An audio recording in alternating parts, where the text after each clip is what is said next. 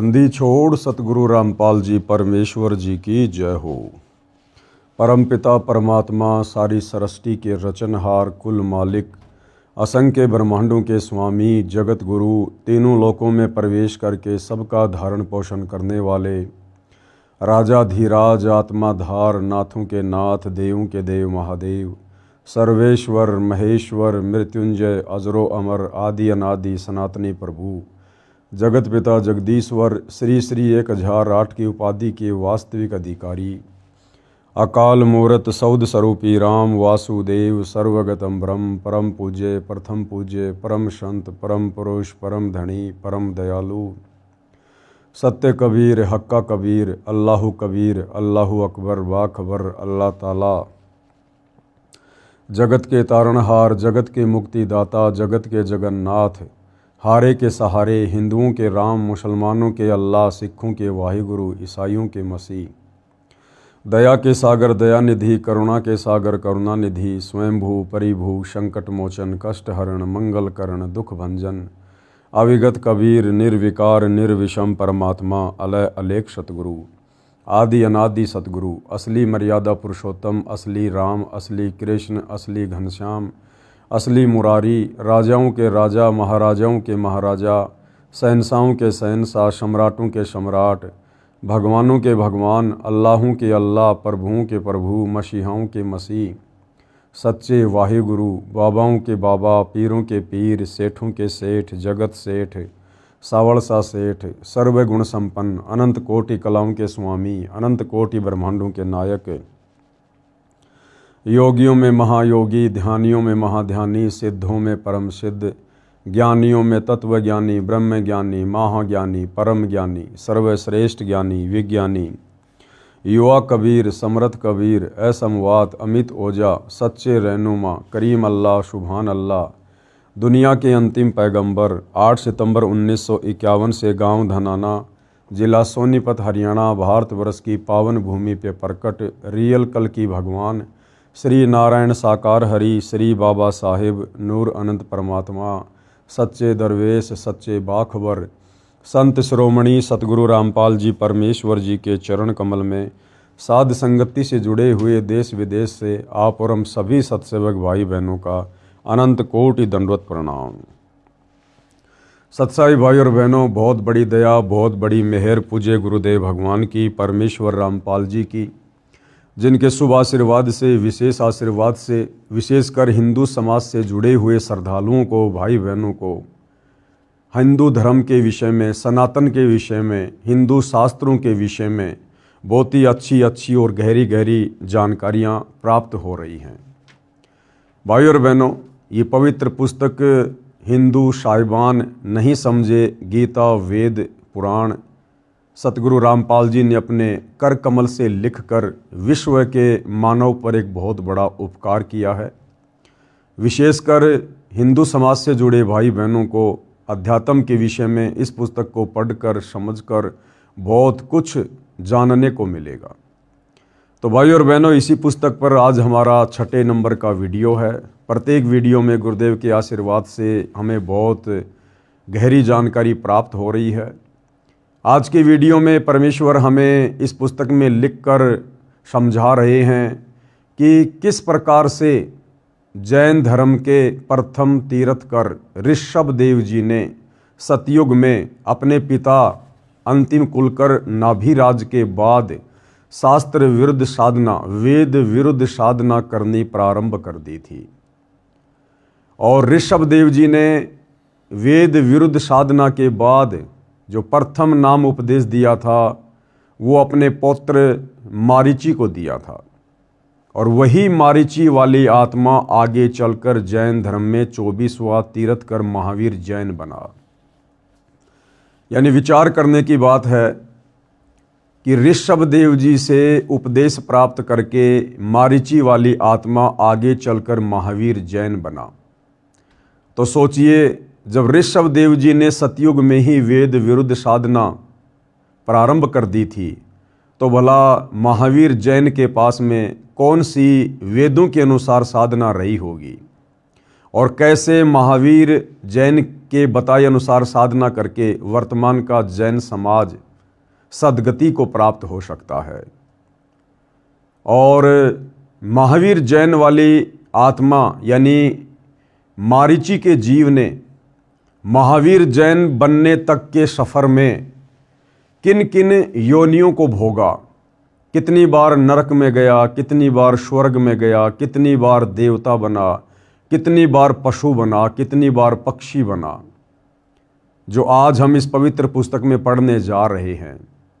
तो ये सारे प्रमाण अपनी आँखों से देखने के बाद हिंदू समाज व विशेषकर जैन समाज के भाई बहनों को विचार करना चाहिए और इस कलयुग की पिछली पीढ़ी में एक बार पुनः उसी वेद अनुकूल साधना की ओर सतगुरु रामपाल जी जो विश्व को लेकर जा रहे हैं, सब ने विचार करके उनकी सत साधना को ग्रहण करके अपनी आत्मा का कल्याण करवाना चाहिए। तो सतयुग में ऋषभ देव जी से नाम उपदेश प्राप्त करके मारीची वाली आत्मा ने किन किन शरीरों में कष्ट उठाए, कैसी कैसी उस आत्मा की दुर्गति हुई, हम जैन समाज की प्रमाणित पुस्तकों से जानेंगे। जैन धर्म का विकास इतिहास। तीर्थकर ऋषभदेव की जीवन घटनाएं। तीर्थकर ऋषभदेव अंतिम कुलकर नाभिराज के पुत्र थे। उनकी माता का नाम मरु देवी था। वे इक्ष्वाकु वंशी नाभिराज अयोध्या के एक लोकप्रिय राजा थे। ये सतयुग के शुरुआत की बातें हैं। युवा होने पर नाभिराज ने ऋषभदेव का विवाह सुनंदा और सुमंगला से कर दिया। सुनंदा ने तेजस्वी पुत्र बाहुबली और पुत्री सुंदरी को जन्म दिया और सुमंगला ने भरत सहित 99 पुत्रों और ब्राह्मी पुत्री को जन्म दिया। समय आने पर ऋषभदेव ने भरत को अयोध्या का, बाहुबली को तक्षशिला का और शेष युवराजों को उनकी योग्यता अनुसार राज्य सौंपकर संसार त्याग दिया और दीक्षा लेकर साधना में लीन हो गए। साधना काल में पाणिपात्री ऋषभदेव 1 वर्ष तक निराहार रहे। ऋषभदेव जी जब साधना करने के लिए जंगलों में चले गए तो 1 वर्ष तक निराहार रहे। पहली बात तो ये भाई और बहनों कि वेदों में कहीं भी निराहार रहकर यानी भूखे मरकर साधना करने का कोई प्रावधान नहीं है और ना ही जंगलों में जाकर यानी कर्म सन्यासी बनकर साधना करने का कोई प्रावधान है। लेकिन सतयुग में ही ऋषभदेव जी ने वेद विरुद्ध साधना अपना मनमाना आचरण करते हुए प्रारंभ कर दी थी। बाद में बाहुबली के पौत्र श्रेयांश कुमार ने इक्षु रस देकर यानी गन्ने का रस देकर उनकी इस निराहार व्रति को तोड़ा। लगातार 1000 वर्ष तक तपस्या करने वाले अब वेदों में और गीता जी में कहीं भी तपस्या करने का कोई प्रावधान नहीं है। मुन्नी ऋषभदेव ने अंत में केवल्य ज्ञान प्राप्त किया और धर्म देशना प्रारंभ कर दी यानी नाम उपदेश देना शुरू कर दिया मनमुखी रूप से। ऋषभदेव जी ने प्रथम नाम उपदेश यानी धर्म देशना भरत के पुत्र मारीची को दी, जो बाद में 24वें तीर्थकर महावीर बने। यानी यही मारीची वाली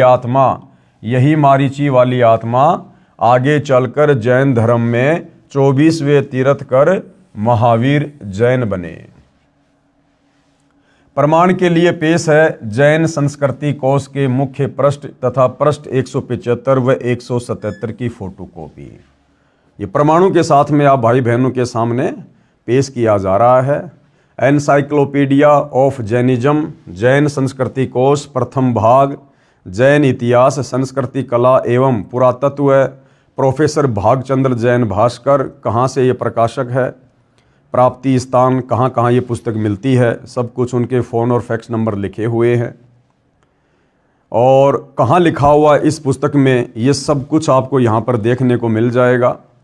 आप जिस पुस्तक को देख सकते हैं अच्छे से, आगे भी आप इसमें देखेंगे जो का त्यों लेख इस पुस्तक में लिखा हुआ है।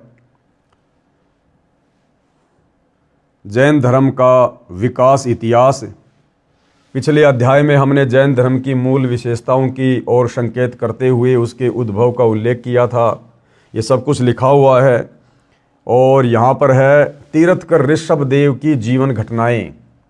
तीरथकर ऋषभदेव अंतिम कुलकर नाभिराज के पुत्र थे। उनकी माता मरु देवी थी। वे इक्ष्वाकु वंशी नाभिराज अयोध्या के एक लोकप्रिय राजा थे। तरुण होने पर यानी युवा होने पर नाभिराज ने ऋषभदेव का विवाह सुनंदा और सुमंगला से कर दिया। सुनंदा ने तेजस्वी पुत्र बाहुबली और पुत्री सुंदरी को जन्म दिया और सुमंगला ने भरत सहित 99 पुत्रों और ब्राह्मी पुत्री को जन्म दिया।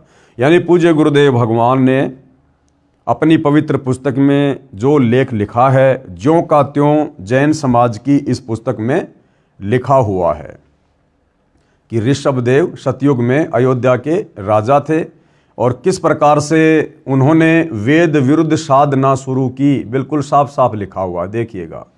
समय आने पर ऋषभदेव ने भरत को अयोध्या का, बाहुबली को तक्षशिला का और शेष युवराजों को उनकी योग्यता अनुसार राज्य सौंपकर संसार त्याग दिया और दीक्षा लेकर साधना में लीन हो गए।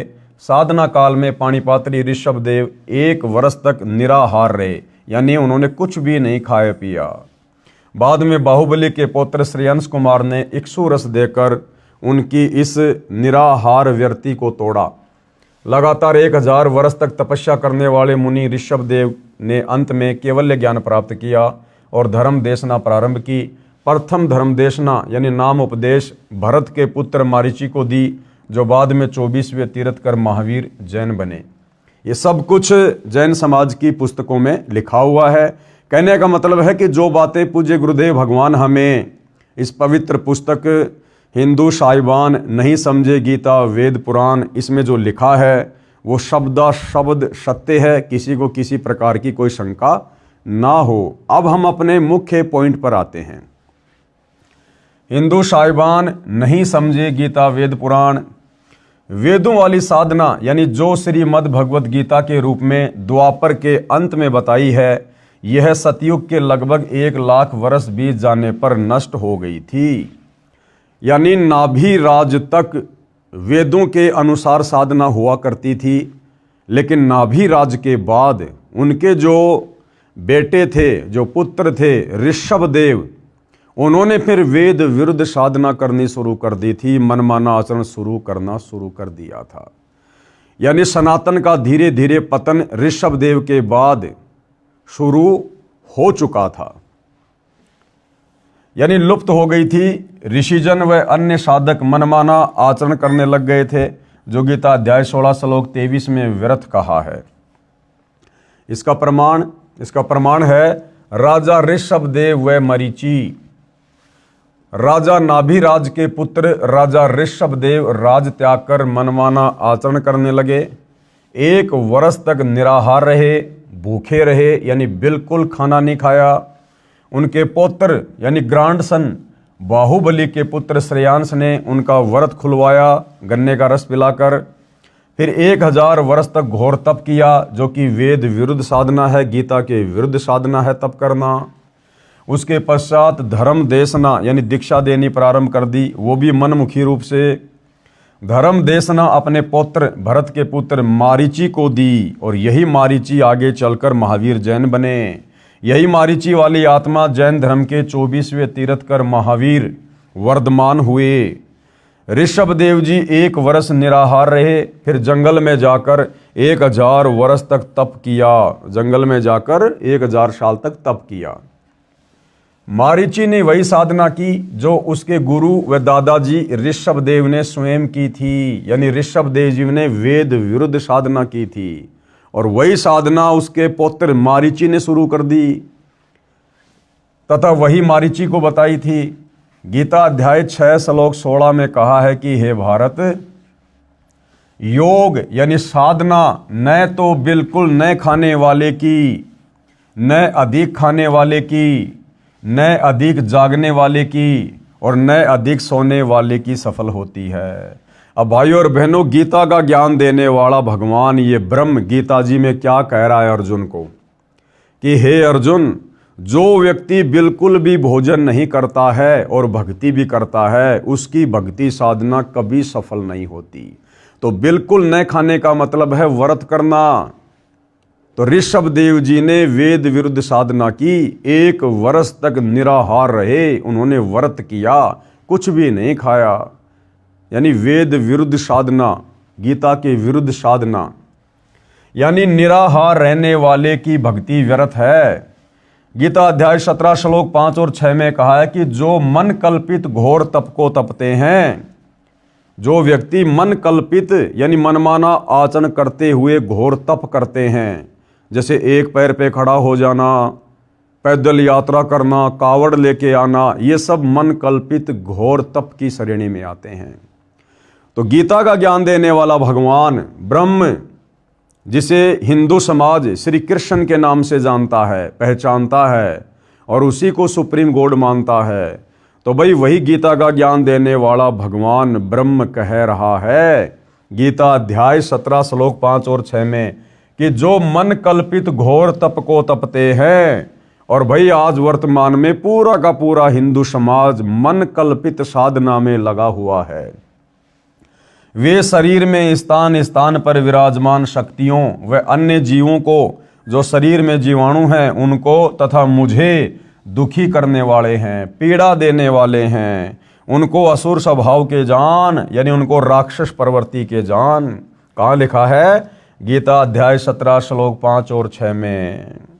अब निष्कर्ष क्या दे रहे हैं पूज्य गुरुदेव भगवान? निष्कर्ष, श्री ऋषभ देव जी, उसके पौत्र व शिष्य मारीची ने भी ऐसी साधना की, यानी गीता के विरुद्ध साधना, वेदों के विरुद्ध साधना, जिस कारण से मारीची के जीव ने, यानी मारीची वाली आत्मा ने, महावीर जैन तक के जीवन के बीच के जन्मों में जो लाभ व हानि हुई वह संक्षिप्त में इस प्रकार है। यानी ऋषभ देव जी का अनुसरण करने के कारण मारीची वाली आत्मा ने भी आजीवन वेद विरुद्ध साधना की, और मारीची से लेकर, यानी मारीची हुए थे सतयुग में, और मारीची से लेकर महावीर जैन तक का सफर उसी आत्मा का। तो महावीर जैन हुए अब कलयुग में, और मारीची वाली आत्मा हुई थी सतयुग में। तो इस बीच तो कई लाखों वर्ष का जीवन व्यतीत हो गया। तो मारीची वाली आत्मा जो सतयुग में थी, उस समय से लेकर और महावीर जैन तक के जीव का सफर जो उसने तय किया उस आत्मा ने, इस दौरान उस वेद विरुद्ध साधना के करने के चलते उस मारीची वाली आत्मा ने कितने शरीर धारण किए, कैसी कैसी योनियां धारण की, कैसे कैसे कष्ट उठाए उस वेद विरुद्ध साधना के करने के चलते। तो सोचिए भाई और बहनों, वर्तमान में पूरा विश्व क्या साधना कर रहा है? वही मन कल्पित मनमाना आचरण, वेद विरुद्ध साधना। तो आप और हमने भी इसी प्रकार से कष्ट भोगा है जो मारीची वाली आत्मा ने भोगा। अब हम आगे पढ़ेंगे कि किन किन शरीरों को मारीची वाली आत्मा ने धारण किया और कष्ट उठाया वेद विरुद्ध साधना करने के चलते। कभी भीलों के राजा का जन्म जिया, यानी जंगलों में भटका, शिकार किया, कच्चे जानवर खाए, कभी देवता बना, कभी स्वर्ग में गया, कभी नरक में गिरा, 60 करोड़ बार गधा बना। वो महावीर जैन वाली आत्मा जो सतयुग में मारीची था, 60 करोड़ बार गधा बना वेदों के विरुद्ध साधना करने के चलते, जो साधना आज पूरा विश्व कर रहा है। 60 करोड़ बार गधा बना, 30 करोड़ बार कुत्ता बना, 20 करोड़ बार बिल्ली का जीवन पाया, स्त्री भी बना, नपुंसक हजारों बार बना। फिर महावीर वर्धमान जैन का जन्म हुआ और आगे चलकर फिर वो महावीर भगवान बना। महावीर वर्धमान ने 363 पाखंड मत चलाए। एक तो भाइयों और बहनों वो मारीची वाली आत्मा महावीर जैन वैसे ही वेद विरुद्ध साधना कर रही थी, और महावीर जैन का जन्म प्राप्त करके और उसने 363 पाखंड मत शुरू कर दिए। तो सोचिए आज का जैन समाज क्या साधना कर रहा है। महावीर वर्धमान ने 363 पाखंड मत चलाए, जिनका पालन वर्तमान में जैन समाज कर रहा है। अधिक जानकारी के लिए पढ़िए फोटोकॉपी में निम्न पुस्तक का आंशिक लेख। अब भाइयों और बहनों, ये बातें हमारे गले कैसे उतरे कि महावीर जैन वाली आत्मा भी 60 करोड़ बार गधा बना, 30 करोड़ बार कुत्ता बना, 20 करोड़ बार बिल्ली बना, नपुंसक बना, पेड़ पौधे की योनियों में गया, फिर कभी बीच बीच में देवता बना, कभी उसका गर्भ में जो है मृत्यु हुई, वो वेद विरुद्ध साधना करने के चलते। तो अगर आपको ये प्रमाण दिखा दिए जाएं जैन समाज के विद्वानों के द्वारा लिखी जैन समाज की पुस्तकों में, उसके बाद तो भगत समाज को कोई संदेह नहीं होना चाहिए कि भैया फिर हमारी क्या औकात है। जो अपने आप को भगवान कहलाकर चले गए, उन्होंने भी गधे कुत्ते सूअर की योनियां भोगी हैं वेद विरुद्ध साधना करने के चलते। तो हम जैसे दो कौड़ी के जीवों की भला क्या औकात, यदि हमने आज वर्तमान में तत्वदर्शी संत सतगुरु रामपाल जी के बताए अनुसार वेद अनुकूल साधना प्रारंभ नहीं की तो भाइयों और बहनों, ये पुस्तक है, पुस्तक आओ जैन धर्म को जाने, जिसके लेखक हैं प्रवीण कुमार जैन M.A. शास्त्री, जम्बूद्वीप हस्तिनापुर। प्रकाशक हैं श्रीमती सुनीता जैन, जम्बूद्वीप हस्तिनापुर, मेरठ उत्तर प्रदेश। मुद्रक हैं Dhinendra Jain, new Rishabh offset printer Meerut. कृपया पढ़ें इस पुस्तक के पेज नंबर 293 से 296 की फोटोकॉपी। ये प्रमाण आप भाई बहनों की आंखों के सामने है। ये पुस्तक है आओ जैन धर्म को जाने, इसका पेज नंबर है 293। विशेष प्रकरण, यहाँ पर सब कुछ लिखा हुआ है। ये सवाल है कि श्री महावीर भगवान के अन्य कौन कौन से नाम हैं। उत्तर है अन्य 5 नाम है वीर, अतिवीर, सन्मति, महावीर एवं वर्धमान। इस प्रकार के बहुत सारे सवाल जवाब हैं।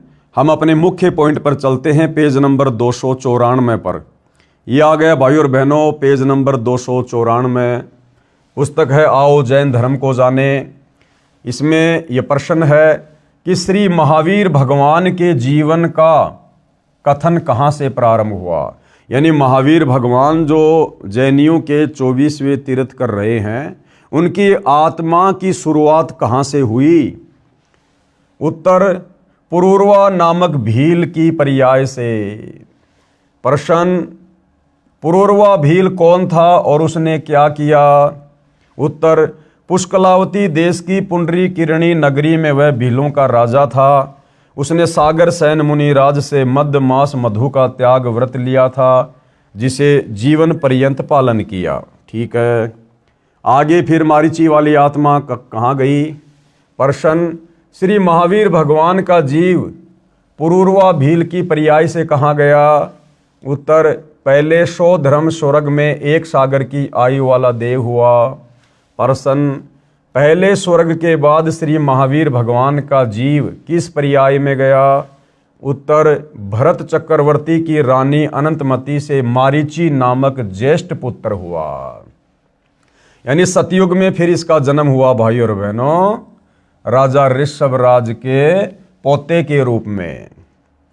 फिर क्या हुआ। प्रश्न, मारीची की पर्याय से यानी मारीची के शरीर से महावीर भगवान का जीव किस पर्याय में गया।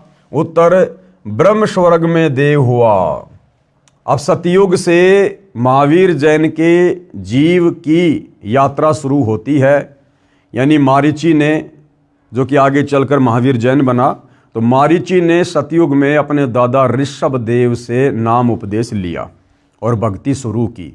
और ऋषभ देव से नाम लेकर उसने भक्ति शुरू की, तो मरने के बाद उसका जीव कहाँ गया। ब्रह्म स्वर्ग में देव हुआ। प्रश्न, ब्रह्म स्वर्ग के बाद श्री महावीर भगवान का जीव किस पर्याय में, यह पर्याय का मतलब होता है शरीर, कौन से शरीर में गया। उत्तर, अयोध्या नगरी में कपिल ब्राह्मण की काली स्त्री से जटिल नाम का पुत्र हुआ।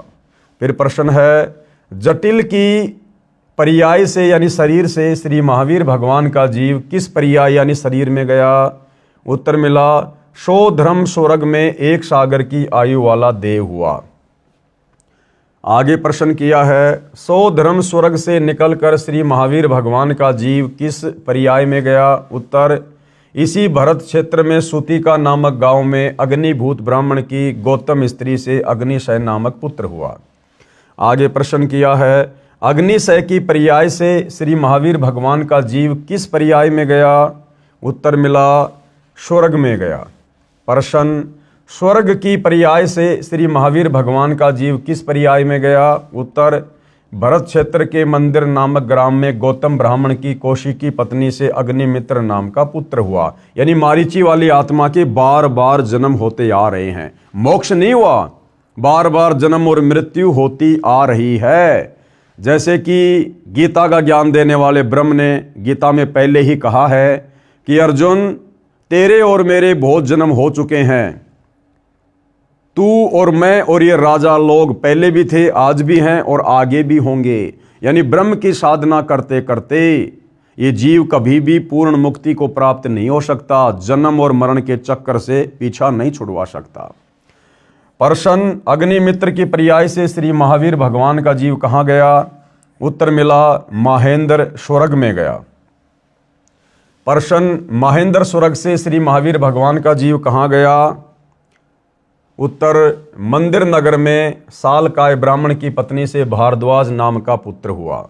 प्रश्न, भारद्वाज की पर्याय से महावीर भगवान का जीव कहाँ गया? उत्तर मिला महेंद्र स्वर्ग में गया। प्रश्न, महेंद्र स्वर्ग से महावीर भगवान का जीव कहाँ गया? उत्तर है इतर निगोद में एक सागर की आयु वाला निगोदिया जीव हुआ। फिर सवाल है, निगोद से निकलकर श्री महावीर भगवान का जीव कहाँ गया? उत्तर, अनेकों भव धारण किए जो इस प्रकार हैं। अब देखो भाई और बहनों, कितनी दुर्गति हुई इस मारीची वाली आत्मा की, जो आगे चलकर भगवान जैन बना, महावीर जैन बना। निगोद से निकलकर श्री महावीर भगवान का जीव कहाँ गया? अब देखिए भाई और बहनों, वेद विरुद्ध साधना करने का नतीजा, राजा ऋषभदेव से उपदेश लेकर वेद विरुद्ध साधना करने का परिणाम, नतीजा। जो वेद विरुद्ध साधना वर्तमान में पूरा विश्व कर रहा है, सतगुरु रामपाल जी के भक्तों को छोड़कर। अनेकों भाव धारण किए, यानी अनेकों शरीर धारण किए उस मारीची वाली आत्मा ने, भगवान महावीर के जीव ने। 1000 आक वर्ष के भाव, 1000 बातों आक के वृक्ष के जीवन धारण किए। 80,000 सीप के भाव, सीप जो समुद्र में होती है, 80,000 बार सीप के शरीर धारण किए। 20,000 नीम वृक्ष के भाव, 20,000 बार नीम का वृक्ष बना, पेड़ बना। 90,000 बार केली वृक्ष के भाव, 90,000 बार केले के वृक्ष के शरीर धारण किए, यानी पेड़ बना। 3,000 बार चंदन वृक्ष के भाव, और आगे देखो 5 करोड़ बार कनेर वृक्ष के भाव। 60,000 बार वैश्या के भाव, 60,000 बार वैश्या के भाव। यानी सतयुग में राजा ऋषभदेव से उपदेश लेने के बाद और वेद विरुद्ध साधना करने के कारण उस मारीची वाली आत्मा के, महावीर जैन के जीव के 60,000 जन्म वैश्या के हुए। और वैश्या बनकर भाई और बहनों कुकर्म करके, व्यभिचार करके अपने कितने कर्म फोड़े उस जीव ने। यह है वेद विरुद्ध साधना का परिणाम।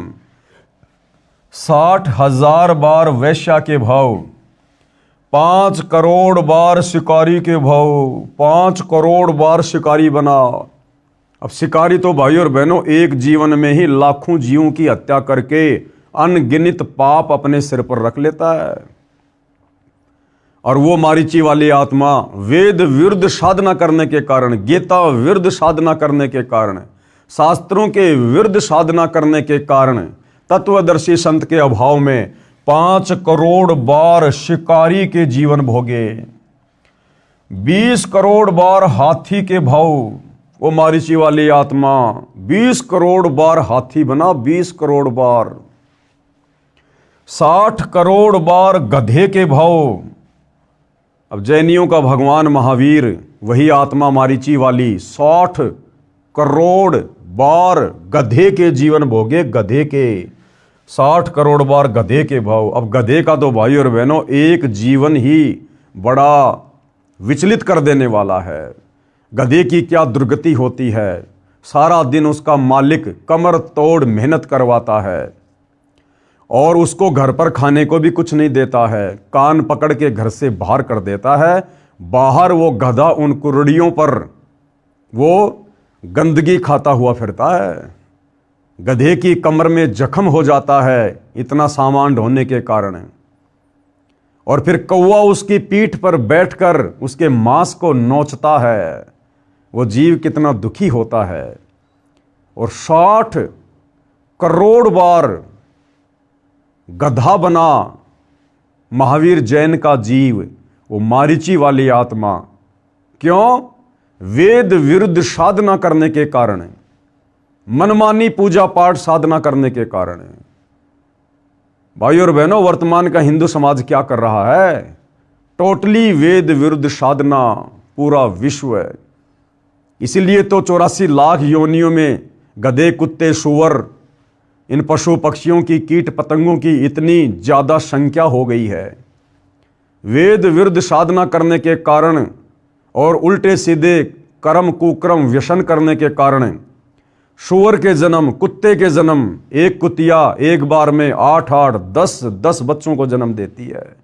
एक सूअरी एक बार में 12-12 बच्चों को जन्म देती है। क्यों? क्योंकि पूरी दुनिया लाखों वर्षों से वेद विरुद्ध साधना करती हुई आ रही है, जिस कारण से परिणाम स्वरूप उस कर्म का फल तो भोगना पड़ेगा, इन पशु योनियों में तो जाना पड़ेगा। तो भाई और बहनों, ये परिणाम है वेद विरुद्ध साधना का। आज हम भले ही सतगुरु रामपाल जी की शरण में आ गए और यदि मर्यादा में रहकर भक्ति करते रहे तो निकट भविष्य में अपनी आत्मा का कल्याण करवा लेंगे। हम इस प्रकार से पुनः दुर्गति को प्राप्त नहीं होंगे। लेकिन भाई और बहनों, सतगुरुदेव भगवान के मिलने और उनकी सत्साधना के मिलने से पहले आप और हम सभी भाई बहनों के असंख्यों बार, करोड़ों बार इसी प्रकार से गधे, कुत्ते, सूअर, कीट पतंग, हाथी, शेर, सूअर, ये सारे जन्म हम लोग भोग चुके हैं। इन कष्टों को हमने झेला है, सहन किया है। इसलिए भाई और बहनों, अब हमने दृढ़ता के साथ उस वेद विरुद्ध साधना को त्याग कर सतगुरु रामपाल जी के द्वारा जो शास्त्र विरुद्ध साधना बताई जा रही है, हमने विशेष मर्यादाओं में रहकर इस साधना पर अंतिम समय और श्वास तक दृढ़ रहना है। तो मारीची वाली आत्मा ने क्या क्या शरीर भोगे? 20 करोड़ बार हाथी के भाव, 60 करोड़ बार गधे के भाव, 30 करोड़ बार कुत्ते के भाव। अब भाई और बहनों, यदि हम कुत्ते के एक जीवन पर गहनता से नजर डालें तो बड़ा विचलित कर देने वाला दृश्य है। कुत्ता पूरी रात भौंकेगा क्योंकि उसकी गंदी आदत है, उसका स्वभाव ही ऐसा है। सुबह उसको तेज की भूख लगेगी, भोजन के लिए घर घर जाएगा। कहीं उसको टूक मिलेंगे तो कहीं उसको जूत मिलेंगे। मान लो किसी भगवान आत्मा ने एक टुकड़ा डाल दिया, अब एक टुकड़े से उस भूखे कुत्ते की भूख शांत नहीं होती और ज़्यादा बढ़ जाती है। और एक टुकड़ा भी जमीन में डाल दिया जाता है, साथ में 10 ग्राम मिट्टी खाएगा। फिर भाई और बहनों, दूसरे घर में जाएगा, वहाँ उसका सौभाग्य या दुर्भाग्य उसको रोटी का टुकड़ा मिले या उसको डंडा मिले। किसी ने डंडा मार दिया, सीधा खेतों में जाएगा, वहाँ पर वो लैट्रिन खाएगा, गोबर खाएगा। कुत्ते आपस में लड़ते हैं, झगड़ते हैं, एक दूसरे का शरीर फाड़ देते हैं, उसमें कीड़े पड़ जाते हैं, जख्म हो जाता है, कुत्ते को खुजली लग जाती है, एक्सीडेंट में पैर टूट जाता है, कमर टूट जाती है। और कितनी दुर्गति से भाई और बहनों वो कुत्ता अपना जीवन पूरा कर पाता है। ना समय पे खाना, ना पीना, ना ढंग से सोना, कैसी दुर्गति है उसकी। अब ना उसके पास कोई परिवार है, ना कोई ज़मीन है, ना फार्म हाउस है, ना कोई बिजनेस कर सकता है, ना अपनी दुख तकलीफ पीड़ा बोलकर किसी को बता सकता है। और मारीची वाली आत्मा ने, महावीर जैन के जीव ने कितनी बार कुत्ते के शरीर धारण किए? 30 करोड़ बार।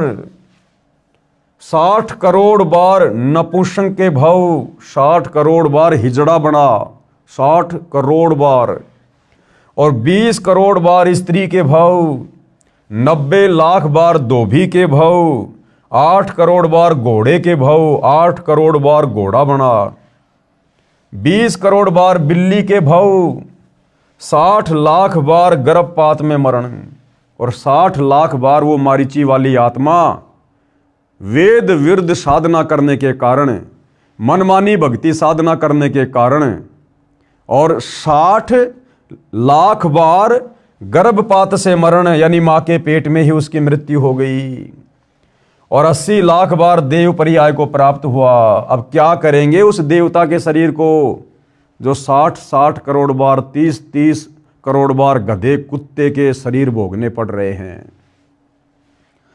तो भाई और बहनों, ये दुर्गति हुई उस आत्मा की जिसने वेद विरुद्ध साधना की, और आज वही वेद विरुद्ध साधना पूरा विश्व कर रहा है। तो आगे क्या दुर्गति होगी, ये प्रमाण आप जियों की आंखों के सामने है।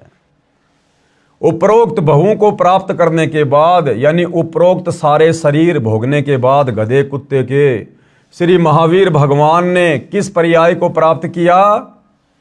उत्तर राजगृह नगर में सथावर नाम का ब्राह्मण हुआ। प्रश्न, सथावर की पर्याय से श्री महावीर भगवान का जीव कहाँ गया? उत्तर महेंद्र स्वर्ग में 7 सागर की आयु वाला देव हुआ। प्रश्न, महेंद्र स्वर्ग से महावीर भगवान का जीव कहाँ गया? उत्तर राजगृह में विश्वभूति राजा की जैनी रानी से विश्वनंदी नाम का पुत्र हो गया।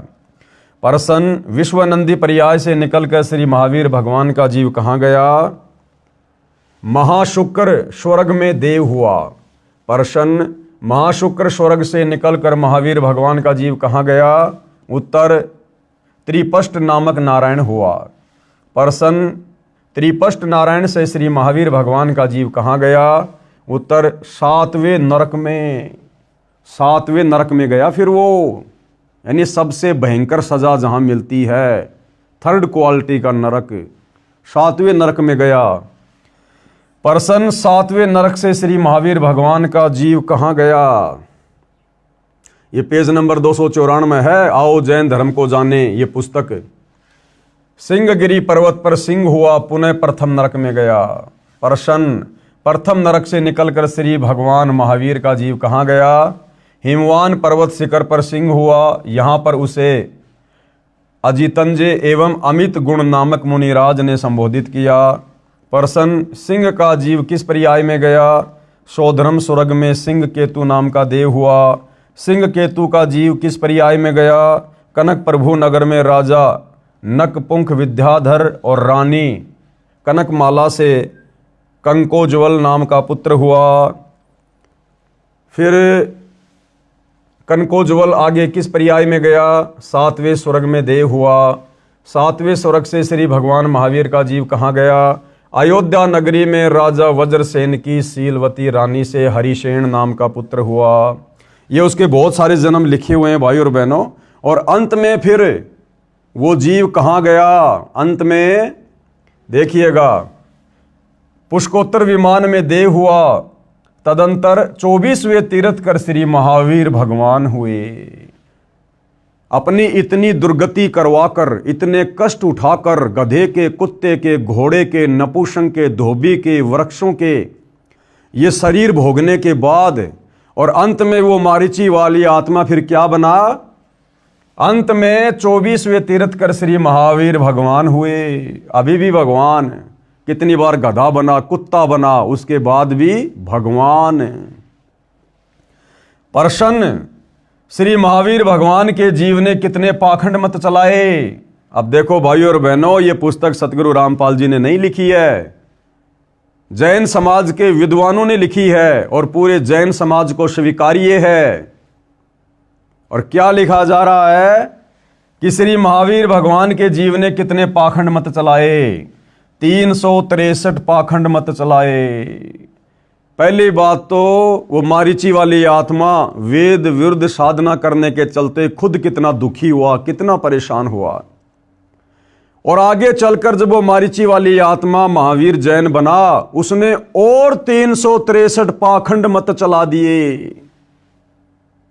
यानी आज का जैन समाज वो साधना भी नहीं कर रहा जो साधना ऋषभदेव ने मारीची को दी थी, क्योंकि आगे चलकर उसी मारीची वाली आत्मा ने महावीर जैन बनकर भक्ति के स्वरूप को और अधिक बिगाड़ दिया और मनमाना आचरण करते हुए मनमुखी रूप से 363 पाखंड मत चला दिए।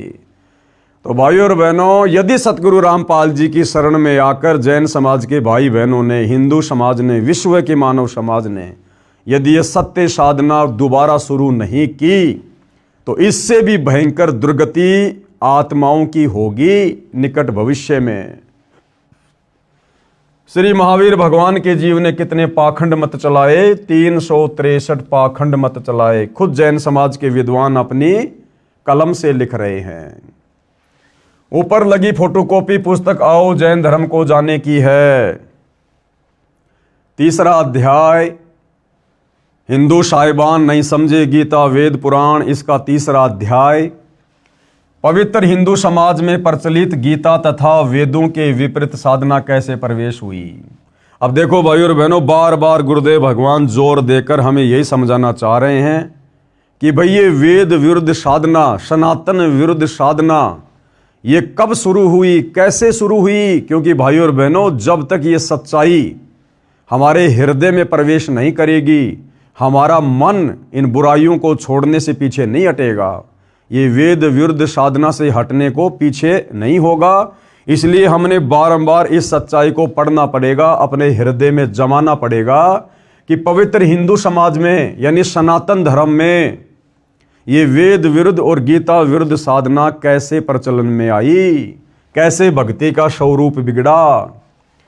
चारों वेदों ऋग्वेद, यजुर्वेद, सामवेद तथा अथर्ववेद को हिंदू समाज दिल से मानता है। यानी हिंदू तो विशेषकर वेदों को अपने सदग्रंथ मानते हैं कि इनमें परमात्मा की महिमा की जानकारी तथा साधना यानी भक्ति की जानकारी भी सत्य है। यह भी मानता है कि श्रीमद् भगवद गीता चारों वेदों का सार है और संक्षिप्त रूप है। वेदों को ठीक ठीक से हिंदू नहीं समझ सके।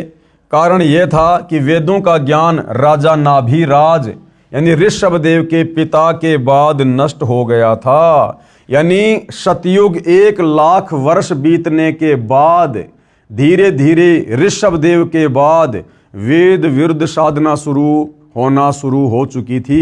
वेद ज्ञान धीरे धीरे नष्ट होना, लुप्त होना शुरू हो चुका था। उस समय सतयुग लगभग 1 लाख वर्ष ही बीता था। यानी नाभिराज के बाद जब राजा ऋषभदेव अयोध्या के राजा बने, उस समय तक सतयुग केवल 1 लाख वर्ष ही बीता था, जो कि सतयुग की कुल उम्र 17,28,000 वर्ष थी। ऋषिजन एक दूसरे से सुनकर या देखकर शास्त्र विधि त्याग कर मनमाना आचरण करने लगे, जिसका प्रत्यक्ष प्रमाण ऊपर ऋषभदेव जी तथा मरीची यानी महावीर जैन की क्रियाओं और उपलब्धि व दुर्गति के प्रकरण में है। गीता अध्याय 6 श्लोक नंबर 16 में कहा है, गीता ज्ञान देने वाले भगवान ब्रह्म ने क्या कहा? हे अर्जुन, यह योग यानी साधना न तो बहुत खाने वाले का यानी व्रत रखने वाले का, भूखे रहने वाले का, जैसा कि ऋषभदेव ने 1 वर्ष तक निराहार रहकर भक्ति की जो वेद विरुद्ध थी। तो गीता का ज्ञान देने वाला भगवान अर्जुन को कह रहा कि हे अर्जुन, यह योग यानी भक्ति साधना न तो बहुत खाने वाले का और न बिल्कुल न खाने वाले का, यानी निराहार रहना, व्रत करना, यानी निराहार भूखा रहने वाले का, न अधिक सोने वाले का तथा न अधिक जागने वाले का सिद्ध होता है। इससे सिद्ध हो जाता है कि ऋषभदेव जी ने व मरीची ने शास्त्र विधि त्याग कर मनमाना आचरण किया, जिस कारण से उनकी साधना यानी भक्ति व्यर्थ थी, यूजलेस थी, बेकार थी वो साधना जिन्हें हम बहुत बड़े ऋषि संत महात्मा मानकर बड़े सम्मान वाली दृष्टि से देख रहे थे। जैन समाज के लोग कहते हैं हमारे प्रथम तीर्थकर ऋषभ देव जी, उनके समान ज्ञान किसी को नहीं, उनके समान कोई भक्ति नहीं कर सकता। अरे उनसे भी गिरी हुई भक्ति आज पूरा संसार कर रहा है, पूरी दुनिया कर रही है मेरे भाई। क्योंकि ऋषभ देव जी ने अपने जीवन काल में वेद विरुद्ध साधना शुरू कर दी थी और मारीची ने भी उसी साधना को ग्रहण किया और वही मारीची वाली आत्मा आगे चलकर जैन धर्म में 24वां तीर्थकर महावीर जैन बना। तो भाई ये साधना तो आज पूरा विश्व कर रहा है, जो साधना सतयुग में ऋषभ देव ने शुरू की थी। यही साधना यानी व्रत करना, तप करना, हठ योग करना, तीर्थ भ्रमण करना, भूत पूजा, पितृ पूजा यानी अस्थियां चुनना, 13वीं महीना व बरसी बनाना, श्राद्ध करना, पिंड दान करना, देवी देवताओं की पूजा करना, पर भी लेना, चारों धामों की यात्रा करना, श्री रामचंद्र, श्री कृष्ण चंद्र, श्री शंकर जी तथा श्री विष्णु जी आदि आदि देवताओं की पूजा वर्तमान में सारा हिंदू समाज कर रहा है, जो कि शास्त्र विधि त्याग कर मनमाना आचरण होने से पूर्ण रूप से विरत है। अब ये जितनी भी प्रकार की साधना है भाइयों और बहनों, ये सारी वेद विरुद्ध है, सारी साधना वेद विरुद्ध है।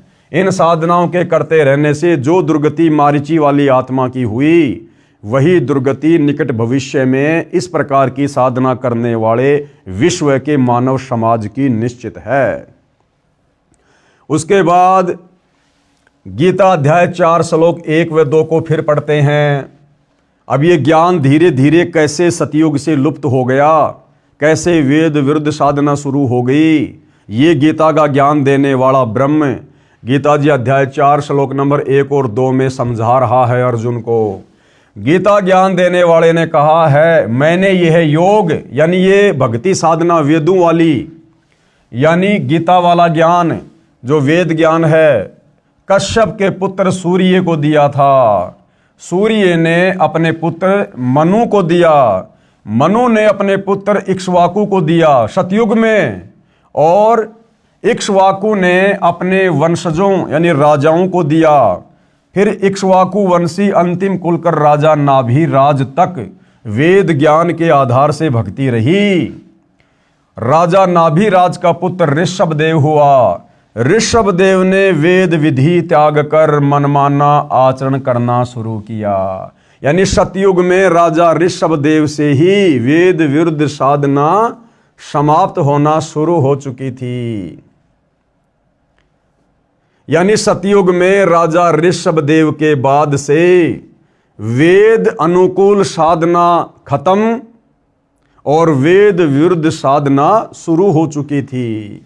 उसी समय से सब ऋषियों ने एक दूसरे को देख व सुनकर हठ योग व घोर तप किए जो शास्त्र विरुद्ध थे। उसी अनुभव से 18 पुराणों की रचना की गई।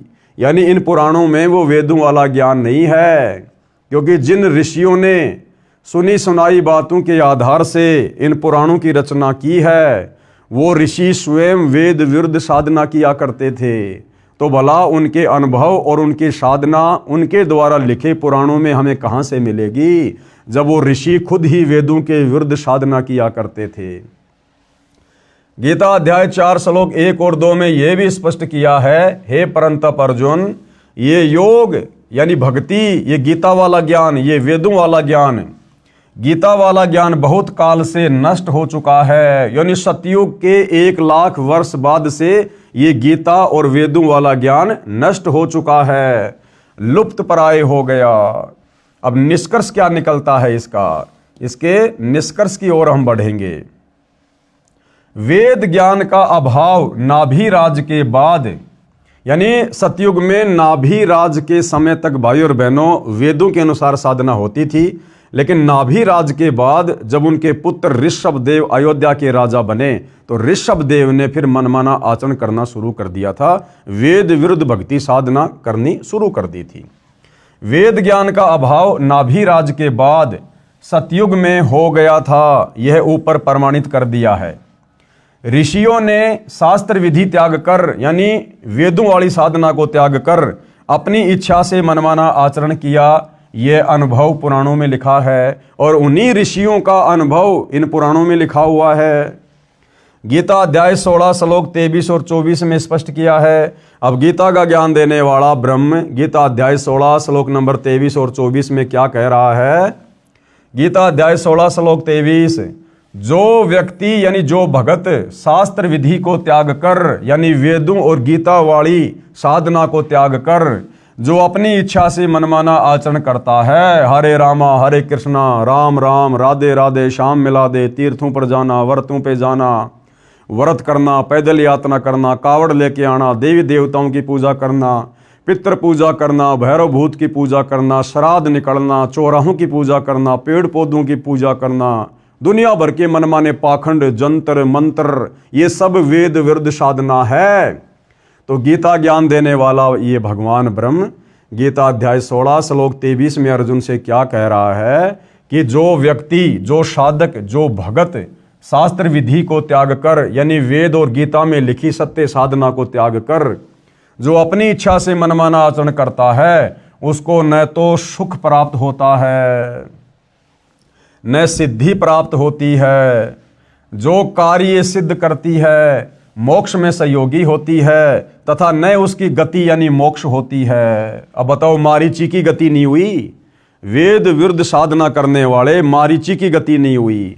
कितनी बार गधा बना, कितनी बार कुत्ता बना, कितनी बार बिल्ली बना, कैसे कैसे भाव में जाकर उसने कष्ट भोगे। ये गीता अध्याय 16 श्लोक 23 का निष्कर्ष है।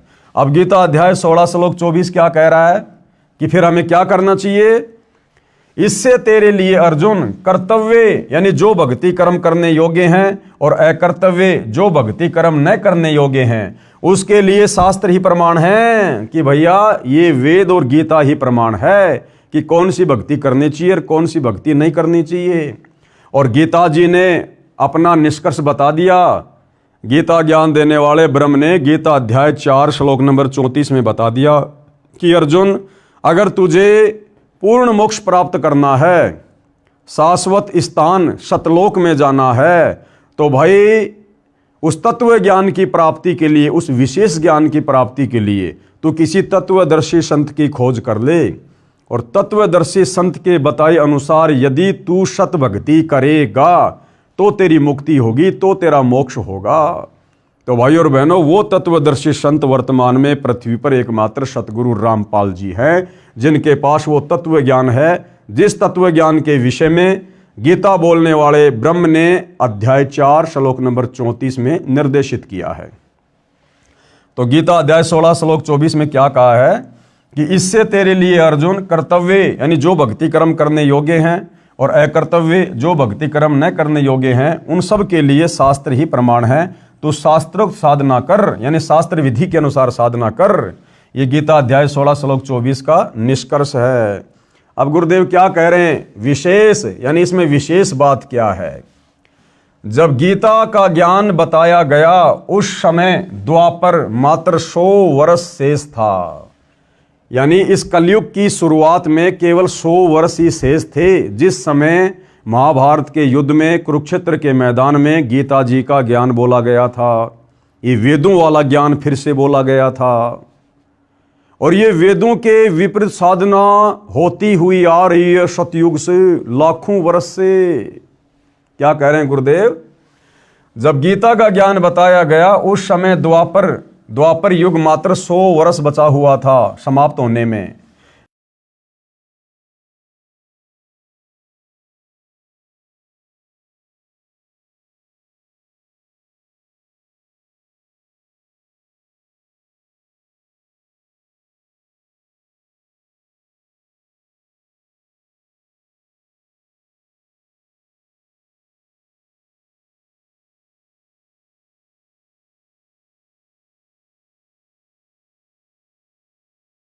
गणित की रीति से समझते हैं 4 युग हैं। सतयुग का कुल समय कितना होता है? 17,28,000 वर्ष। त्रेता युग का कुल समय कितना होता है? 12,96,000 वर्ष। फिर द्वापर युग का कुल समय कितना? 8,64,000 वर्ष। और इन सब का योग कितना हुआ? 38,880,000 वर्ष। जब गीता का ज्ञान बताया गया कब?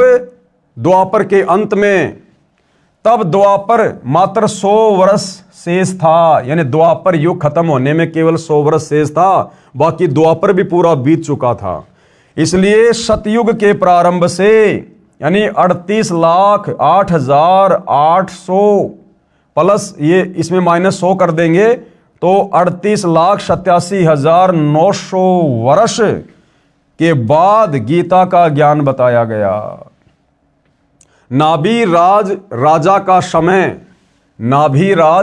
का समय सतयुग के प्रारंभ में रहा है और नाभिराज के बाद से ये वेदों के विपरीत भक्ति साधना शुरू हो गई थी। नाभिराज राजा का समय सतयुग के प्रारंभ में रहा है क्योंकि वह इक्ष्वाकु जी का परपौत्र था। मनु का जीवन काल सतयुग के प्रारंभ में रहा है। राजा इक्ष्वाकु मनु जी का पुत्र था। यदि नाभिराज तक 1,00,000 वर्ष सतयुग बीत गया माना जाए तो गीता का ज्ञान राजा नाभिराज जी से 37,87,900 वर्ष बाद कहा गया, द्वापर के अंत में, महाभारत के क्षेत्र में। सतयुग के 1,00,000 वर्ष के बाद से जो शास्त्र विधि त्याग कर मनमाना आचरण ऋषियों ने किया वह अनुभव पुराणों में भरा हुआ है। अंतिम कुलकर राजा नाभिराज के बाद से अयोध्या के राजा उसके पुत्र ऋषभदेव ने जो वेद विरुद्ध साधना शुरू कर दी थी, उसके बाद ऋषियों ने एक दूसरे की कही सुनी बातों के आधार से और अपनी भक्ति साधना के अनुभव के आधार से जो पुस्तकें लिखी उनको पुराण कहा जाता है, उपनिषद कहा जाता है। और भाइयों और बहनों, जो ज्ञान सतयुग की शुरुआत में समाप्त हो गया था ऋषभदेव के बाद, वेदों वाला ज्ञान, उसके बाद वही वेदों वाला ज्ञान दोबारा से 38,00,000 और कुछ वर्षों के बाद द्वापर युग के अंत में गीता के रूप में फिर से सुनाया गया, फिर से बोला गया। तो इतने लंबे समय तक जो ये वेद ज्ञान लुप्त हो गया था, नष्ट हो गया था, और इस दौरान जितने भी साधु संत महात्मा ऋषि हुए हैं उन्होंने जो भी भक्ति करी, जो भी अपने अनुभव की पुस्तकें लिखी, वो सब वेद विरुद्ध थी और उन्हीं को हमने पुराणों का नाम दिया है, उपनिषदों का नाम दिया है। तो भाइयों और बहनों, उन पुराणों में यानी 18 पुराणों में और उपनिषदों में और उन ऋषि महर्षियों के अनुभव की पुस्तकों में पूर्ण मुक्ति का मार्ग नहीं है, शास्त्र अनुकूल साधना का ज्ञान नहीं है। सतयुग के 1,00,000 वर्ष के बाद से जो शास्त्र विधि त्याग कर मनमाना आचरण ऋषियों ने किया वह अनुभव पुराणों में भरा हुआ है। इसलिए गीता ज्ञान देने वाले ने कहा है, इसलिए गीता का ज्ञान देने वाले काल ब्रह्म ने गीता अध्याय 4 श्लोक नंबर 1 और 2 में कहा है कि यह यथार्थ वेद ज्ञान लुप्त प्राय हो गया। इससे यह सिद्ध हुआ कि सतयुग के शुरू से 1,00,000 वर्ष बाद से गीता ज्ञान देने तक वेद ज्ञान लुप्त था और शास्त्र विरुद्ध साधना व कर्म कांड जो ऋषि करते करवाते थे वह पुराणों तथा उपनिषदों में भरा हुआ है। वह है हट करके कठोर तप करना, तीर्थों का भ्रमण करना, क्योंकि वो साधु संत महात्मा ऋषि वेदों के विरुद्ध यही कार्य किया करते थे। मठों में जाना, तीर्थों पे जाना, तपस्या करना, व्रत रखना, और हमने मान लिया कि इन साधु संत महात्मा ऋषियों को तो वेदों का ज्ञान होगा, ये बड़ी अच्छी संस्कृत बोलते हैं, तपस्या करते रहते हैं, जबकि उनकी सारी की सारी साधना मन कल्पित थी, शास्त्रों के विरुद्ध थी, वेदों के विरुद्ध थी। और उन्होंने अपना वो सारा का सारा अनुभव, वो आदि अधूरी साधना, मनमाना आचरण उन्होंने पुराणों के रूप में लिख कर छोड़ दिया आप और हमारी दुर्गति के लिए। वह पुराणों तथा उपनिषदों में भरा हुआ है। वह है हट करके कठोर तप करना, तीर्थों का भ्रमण, पितृ पूजा, भूत पूजा, कर्मकांड, देवताओं की पूजा, मूर्ति पूजा, शिवलिंग की पूजा, व्रत करना, श्राद्ध करना, पिंडदान करना तथा पर भी नहाना आदि आदि जो गीता में नहीं कहा है, अपितु गीता जी ने तो मना किया है।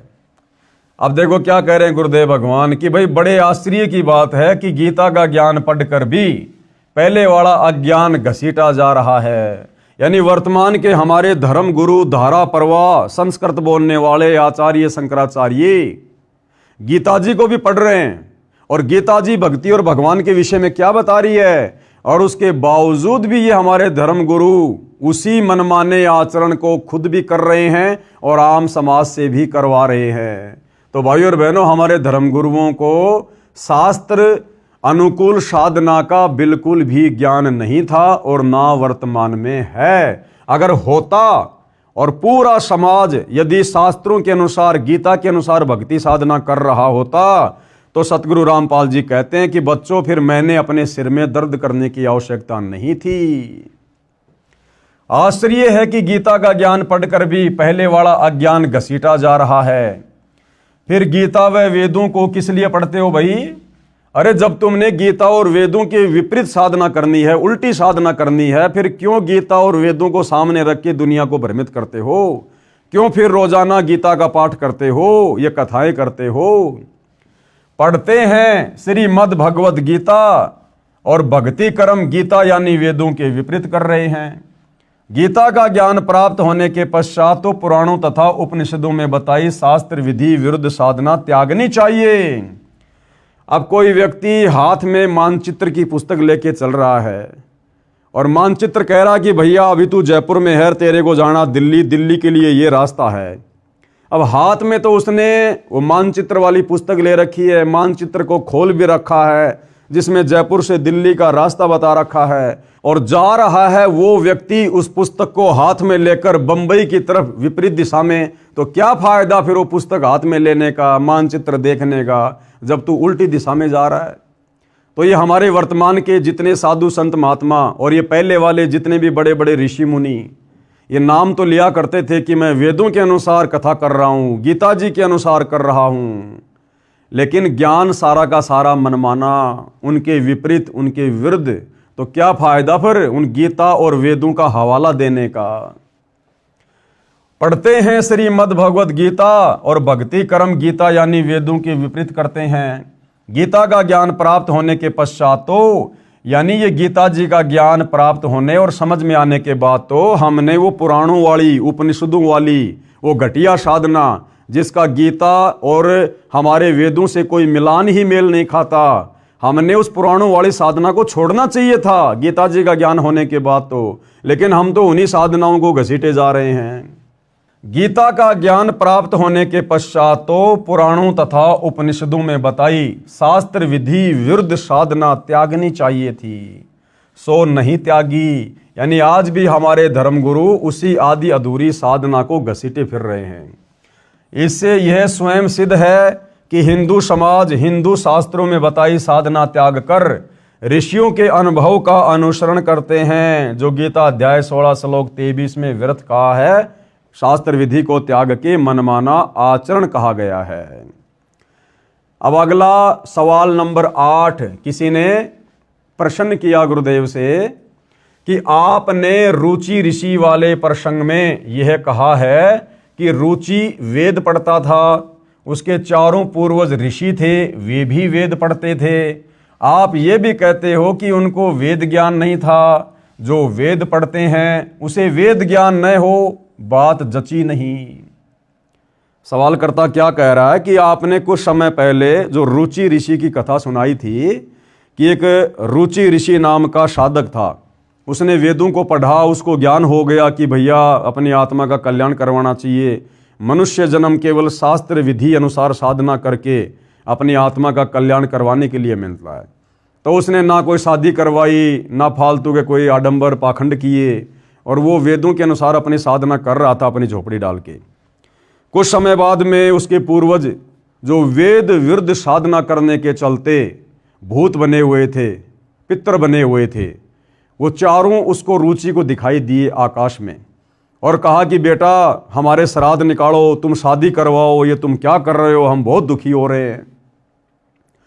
तो उस रुचि ने कहा कि हे मेरे पूर्वजों, ये श्राद्ध निकालना, ये पाखंड पूजा करना, ये पितरों की पूजा करना, ये तो वेद विरुद्ध ज्ञान है, ये तो मूर्खों की साधना कहा गया है वेदों में। तो उसके जो पूर्वज थे वो भी पहले ऋषि थे, ब्राह्मण थे, पंडित थे, उन्होंने भी वेद पढ़े थे। तो उन्होंने कहा कि हाँ बेटा, बात तो तू बिल्कुल सही कह रहा कि श्राद्ध निकालना, ये पिंड दान करना, पितरों की पूजा करना, ये तो मूर्खों का कर्म है। तो यहां पर सवालकर्ता ये कह रहा है कि आप कह रहे हो कि वो रुचि ऋषि के जो पूर्वज थे, जो मरने के बाद में भूत बन गए, प्रेत बन गए, वो पंडित थे, विद्वान थे, वो वेदों को पढ़ते थे, तो भला वेदों को पढ़ने वाला व्यक्ति वेदों के विपरीत साधना कैसे कर सकता है?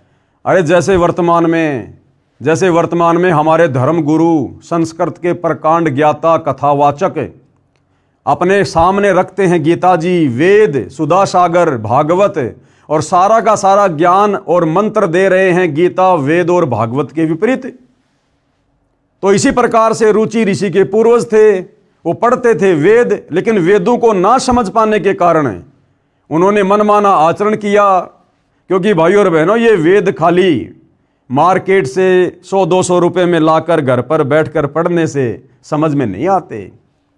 जिस प्रकार एक बच्चा, चाहे उसका पिता कितना बड़ा विद्वान है, उस बच्चे को घर पर कितनी अच्छी अच्छी पुस्तकें लाकर दे दे, लेकिन जब तक वो बच्चा स्कूल नहीं जाएगा, गुरु बनाकर उस ज्ञान को ग्रहण नहीं करेगा, ना वो बच्चा अच्छे से ज्ञान ग्रहण कर सकता और ना वो बच्चा नौकरी लग सकता।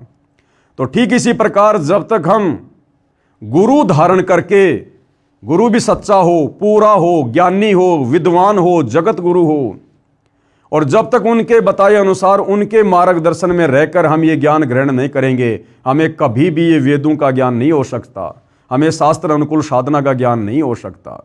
इसलिए परमात्मा कहते हैं, वेद पढ़े पर भेद न जाने, ये बाँचे पुराण 18, और जड़ को अंधे पान खवावें, ये भूल गए सृजनहारा। ये लोग वेद तो पढ़ा करते थे, संस्कृत भाषा का तो ज्ञान था, लेकिन संस्कृत भाषा में वेदों के और गीता के श्लोक वास्तव में अध्यात्म के विषय में कह क्या रहे हैं, वो सांकेतिक था, कोड वर्ड में था। उसको भाई तत्वदर्शी संत की शरण में आए बिना नहीं जाना जा सकता, नहीं समझा जा सकता, आप चाहे संस्कृत के कितने बड़े विद्वान क्यों ना हो। तो उत्तर दिया गुरुदेव भगवान ने, दास ने यह कहा है कि ऋषिजन वेद पढ़ते थे, परंतु उनको वेदों का ज्ञान नहीं था, वे वेदों को ठीक से समझे नहीं।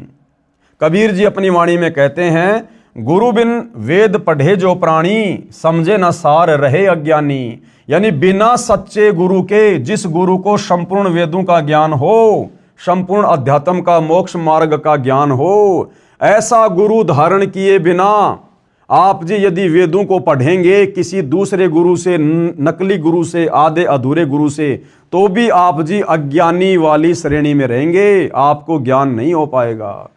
गुरु बिन वेद पढ़े जो प्राणी, समझे ना ज्ञान और रहे अज्ञानी। और गुरु बिन काहू न पाया ज्ञाना, जो थोथा भूष छड़े मूड किसाना। बिना सच्चे सतगुरु की शरण में आकर इन शास्त्रों को पढ़े बिना आपको कभी भी कंप्लीट अध्यात्म का ज्ञान नहीं हो सकता। आप तो फिर वैसा ही कर्म करोगे जैसे गेहूं निकालने के बाद उसका जो चारा है, उस चारे को कूट कर कोई ये सोचे कि मैं गेहूं प्राप्त करूंगा, बिल्कुल भी नहीं कर सकता। गुरु बिन काहू न पाया ज्ञाना, जो थोता भूस छड़े मूड किसाना। कोई मूर्ख व्यक्ति जिस प्रकार से गेहूं निकालने के बाद उसके भूसे को कूट कूट कर सोचे कि मुझे गेहूं प्राप्त होगा, वो अज्ञानी है, वो मूर्ख है। तो बिना जगत गुरु की शरण में आए, बिना सच्चे सतगुरु की, तत्वदर्शी संत की शरण ग्रहण किए यदि हम मनमुखी रूप से वेदों को पढ़ेंगे, गीता जी को पढ़ेंगे, या आपने गुरु भी धारण कर लिया, उसको संस्कृत भी बहुत अच्छी आती है, और यदि वो तत्वदर्शी नहीं है, वेदों के सार को नहीं जानता है, तो भी आप उनसे वो ज्ञान ग्रहण करके अज्ञानी वाली श्रेणी में रहोगे, क्योंकि उस गुरु को भी कंप्लीट ज्ञान नहीं, तो भला शिष्य को कहां से देगा। अर्थात जो पूर्ण गुरु के बिना स्वयं वेदों को पढ़ता है, वह वेदों का सार ज्ञान नहीं समझ सकता कि वेद कहना क्या चाहते हैं, वह अज्ञानी ही रहता है। उदाहरण दिया गुरुदेव ने, जैसे विद्यार्थी पाठ्यक्रम की पुस्तकों को स्वयं पढ़ते रहे तो उन पुस्तकों के गूढ़ शब्दों को ठीक से नहीं समझ सकते। यदि ऋषियों को पूर्ण गुरु मिला होता तो वे शास्त्र विरुद्ध साधना नहीं करते। जैसे उनके द्वारा बताया गया ज्ञान पुराणों तथा उपनिषदों में लिखा है। गुरु के बिना ग्रंथ यानी वेद पढ़ना तो ऐसा है जैसे कोई किसान थोथे भूस को कूट रहा हो जिसमें कणक प्राप्त नहीं हो सकती। तो क्या कह रहे हैं गुरुदेव कि वर्तमान तक ऋषिजन शास्त्र विरुद्ध साधना करके अपना जीवन नष्ट कर गए। यानी गुरुदेव के कहने का मतलब है कि शुरुआत में जब सतयुग 1,00,000 वर्ष बीत गया था राजा नाभिराज के बाद, उसके बाद उसके बेटे ऋषभदेव ने वेद विरुद्ध साधना शुरू कर दी थी। तो उस समय से लेकर और वर्तमान में सन 1994 से उसी वेदों वाली साधना को दोबारा से सतगुरु रामपाल जी ने जीवंत किया है। तो सतयुग में 1,00,000 वर्ष के बाद से लेकर और वर्तमान कलयुग में सन 1994 से बीच का जितना भी समय है, इस समय में जितने भी बड़े बड़े साधु संत महात्मा ऋषि अवतार पीर पैगंबर कुतुब गोश ओलिया हुए हैं, ये सारे के सारे वेदों के विरुद्ध साधना करते थे, मनमाना आचरण किया करते थे, किसी को भी सत ज्ञान नहीं था अध्यात्म का, भक्ति का। और इस बीच में जितने भी लोगों ने ये वेद विरुद्ध साधना की है, वो चाहे विष्णु जी हो, चाहे विष्णु जी के अवतार हो, चाहे गोरखनाथ हो, चाहे मच्छंद्रनाथ हो, चाहे रामचंद्र जी के गुरु वशिष्ठ जी और श्री कृष्ण जी के गुरु दुर्वासा जी रहे हों, चाहे विश्वामित्र जी रहे हों, चाहे मार्कंडे जी रहे हों, चाहे स्वयं वेद व्यास जी रहे हों, इन सभी ऋषियों ने ये वेद विरुद्ध साधना करके अपने जीवन को नष्ट किया है। और जिस प्रकार से मारीची वाली आत्मा अनेक शरीर धारण करके कष्ट उठाती रही, उसी प्रकार ये सारे पुरुष और महापुरुष गधे कुत्ते सुअर, कभी नरक कभी स्वर्ग, कभी कहीं इस प्रकार से अपना कर्म फल वर्तमान तक भोग रहे हैं। और यदि इन तमाम प्रकार के कर्म फलों से पीछा छुड़वाना है, इन कर्म बंधनों से छुटकारा प्राप्त करना है, तो एकमात्र असली बंदी छोड़, यानी जो काल के द्वारा लगाए गए कर्म बंधनों से छुड़वा दे, उस बंदी छोड़ सतगुरु रामपाल जी की शरण में आकर ही शांति प्राप्त की जा सकती है। तो भाइयों और बहनों, इतने लंबे समय से सतयुग से लेकर सन 1994 तक ये जितने भी बड़े बड़े साधु संत महात्मा ऋषि, जिनकी हम फोटोएं देखा करते थे पुस्तकों में, बैठे रहते थे बिल्कुल साधना करते हुए दिखाई देते थे, आज उनकी महिमा बोल रही थी, ये सारे के सारे गधे कुत्ते सुअर की योनि में जाने वाली भक्ति साधना कर रहे थे और आम समाज से करवा रहे थे। वर्तमान तक ऋषिजन शास्त्र विरुद्ध साधना करके अपना जीवन नष्ट कर गए, उनका अनुसरण वर्तमान तक चल रहा है और वर्तमान का समाज उन्हीं का अनुसरण कर रहा है। जैसी भक्ति साधना उन्होंने की, उसी को हम लोग फॉलो कर रहे हैं। रुचि ऋषि ने वेद ज्ञान ठीक से समझा नहीं था, यदि समझा होता तो पितरों की बात को मानकर अपना जीवन नष्ट नहीं करता। उसके पितरों ने भी वेद पढ़े थे पर समझे नहीं थे, इसलिए ऋषियों ने भी वेद ज्ञान समझा नहीं था। पूरा हिंदू समाज उसी पुराणों वाले अज्ञान के अनुसार भक्ति करके अनमोल मनुष्य जीवन नष्ट कर रहा है। गुरुदेव के कहने का मतलब, भाई वर्तमान में पूरा का पूरा हिंदू समाज, पूरा का पूरा विश्व का मानव समाज वही वेद विरुद्ध साधना कर रहा है, जो वेद विरुद्ध साधना ऋषभदेव के समय से ये साधु संत महात्मा ऋषिजन पीर पैगंबर करते हुए आ रहे हैं। और जिस प्रकार से उन्होंने वेद विरुद्ध साधना करके अपने अनमोल मनुष्य जीवन को नष्ट किया है, वैसे ही वर्तमान का मानव समाज भी अपने अनमोल मानव जीवन को नष्ट कर रहा है और अंत में नरक की तैयारी कर रहा है, प्रेत भूत और पितर बनने की तैयारी कर रहा है और 84 लाख योनियों में मारीची वाले जीव की तरह गधा कुत्ता सुअर बनकर असहनीय कष्ट उठाने की तैयारी कर रहा है। गीता पढ़कर तो अज्ञान छोड़ देना चाहिए था, वह भी नहीं छोड़ा। क्यों? क्योंकि हमारे धर्मगुरुओं को गीता का ज्ञान समझ में नहीं आया। हिंदुओं को अपने शास्त्रों का ठीक से ज्ञान नहीं है। भाई जब हमारे धर्मगुरुओं को नहीं है तो हमने तो धर्मगुरुओं को फॉलो किया है ना, फिर भला हमें कैसे समझ में आते। प्रश्न 9, आप कैसी बात कर रहे हो? कह रहे हो कि ऋषिजन पंडित जन ब्राह्मण गण वेद पढ़ते थे और समझे नहीं, बिना सिर पैर की बात है। क्या प्रमाण है आपके पास में? भाई प्रमाण मिलेंगे, सारे के सारे प्रमाण मिलेंगे। इस पवित्र पुस्तक हिंदू साहिबान नहीं समझे गीता वेद पुराण को पढ़कर जो शंकाएं आपके मन में उठ सकती हैं, वो सारी शंकाएं गुरुदेव भगवान ने साथ साथ में प्रश्नोत्तरी के माध्यम से लिखी हैं। तो भैया जो ये सवाल किया जा रहा है ना कि आप कैसी बात कर रहे हो, कह रहे हो कि ऋषिजन पंडित जन ब्राह्मण गण वेद पढ़ते थे और समझे नहीं, बिना सिर पैर की बात है, क्या प्रमाण है आपके पास में? तो प्रमाण भी आप जीव को दिखाए जाएंगे। उत्तर, ये प्रमाण देखिएगा।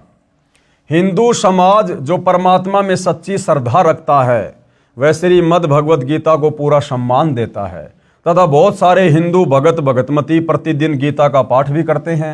प्रत्येक हिंदू गीता को विशेष सम्मान की दृष्टि से भी देखता है, समय लगे तो पढ़ता भी है। मूल रूप से गीता व वेद तथा पुराण आदि सब संस्कृत भाषा में लिखे हैं। बहुत सारे हिंदू विद्वानों ने गीता वेद तथा पुराणों का हिंदी या अन्य भाषा में अनुवाद भी किया हुआ है। जो अनुवाद करता है वह तो उस शास्त्र के एक एक शब्द को ध्यान से पढ़ता है। उसके द्वारा किए अनुवाद को अन्य हिंदू समाज सत्य अनुवाद मानकर पूर्ण विश्वास के साथ पढ़ता है। परंतु इन शास्त्रों में क्या कहा है न अनुवादक विद्वान समझे, यानी इस गीता जी में क्या लिखा है, वेदों में क्या लिखा है, इन पुराणों में क्या लिखा है, ना तो इनका अनुवाद करने वाले हिंदू समाज की दृष्टि में वो विद्वान समझ पाए और न अन्य हिंदू समझे जो प्रतिदिन उस अनुवाद को पढ़ते हैं। तो कहाँ इसका प्रमाण है? तो प्रमाण के लिए देखिएगा भाई और बहनों, क्या बता रहे हैं गुरुदेव। गीता अध्याय 9 श्लोक 25 में क्या लिखा है? अगर हमारे हिंदू धर्म के मार्गदर्शक, इन शास्त्रों के अनुवादक जिनको हम विद्वान ऋषिजन मानते थे, यदि वो गीता जी के अर्थ को, अनुवाद को समझ गए होते तो भाई गीता अध्याय 9 श्लोक नंबर 25 के विपरीत साधना नहीं कर रहे होते। तो गीता अध्याय 9 श्लोक 25 में गीता का ज्ञान देने वाले ब्रह्म ने क्या कहा है? पितरों को पूजने वाले पितरों को प्राप्त होते हैं। अब बताओ भाई, आजकल घर घर में पितरों की पूजा होती है हिंदू समाज में। मरने के बाद में उन पितरों की पूजा की जाती है, उनकी मूर्ति बनाकर, फोटोएं बनाकर उनके श्राद्ध निकाले जाते हैं। जबकि गीता अध्याय 9 श्लोक 25 में तो आपका भगवान मना कर रहा है कि पितरों को पूजने वाले पितरों को प्राप्त होते हैं, यानी पितरों को पूजने वाले पितर ही बनेंगे, यानी पितर योनि प्राप्त करते हैं। तो मुक्ति कहां हुई? भटकते फिरते हैं। और भूतों को पूजने वाले भूतों को प्राप्त होते हैं। भूतों को पूजना यानी श्राद्ध निकालना। हमारे पूर्वज जो मर चुके हैं, जिनके हम श्राद्ध निकाल रहे हैं, उनकी गति हुई नहीं, उल्टी दुर्गति हो गई वेद विरुद्ध साधना करने के चलते। वो भूत बनकर भटक रहे हैं, भूखे प्यासे। कभी हमारे को स्वप्न में दिखाई देते हैं, कभी घर में कोई नुकसान कर देते हैं। फिर हम किसी पंडित के पास जाते हैं, वो कहते हैं उनके श्राद्ध निकालो। तो हमारे पूर्वज खुद ही अपनी दुर्गति करवाकर भूत बने फिर रहे हैं, भटकते फिर रहे हैं भूखे प्यासे। और हम यदि उनकी पूजा करना शुरू कर देंगे, यानी उनके श्राद्ध निकालेंगे, यानी उनकी पूजा हो गई, तो हम भी मरने के बाद में दुर्गति को प्राप्त होंगे, फिर भूत बनेंगे। इसी प्रकार से भूतों को पूजने वाले भूतों को प्राप्त होंगे, यानी प्रेत योनि प्राप्त करते हैं। और देवताओं को पूजने वाले देवताओं को प्राप्त होंगे। और देवताओं को पूजने वाले कहाँ जाएंगे?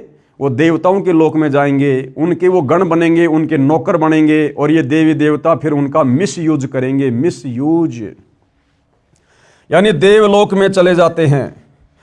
और ये गीता ज्ञान देने वाला कह रहा है कि मेरी पूजा करने वाले मुझे, यानी गीता ज्ञान देने वाले को प्राप्त होते हैं। और गीता ज्ञान देने वाला कहाँ रहता है? ब्रह्मलोक में। और गीता अध्याय 8 श्लोक नंबर 16 में खुद कह रहा है कि मेरे ब्रह्मलोक में गए हुए प्राणी भी पुनरावृत्ति में हैं, यानी उनका भी जन्म मरण समाप्त नहीं होता। वो भी गधे कुत्ते सूअर बनने से नहीं बच सकते। तो भाई और बहनों, बताओ फिर मुक्ति है कहाँ?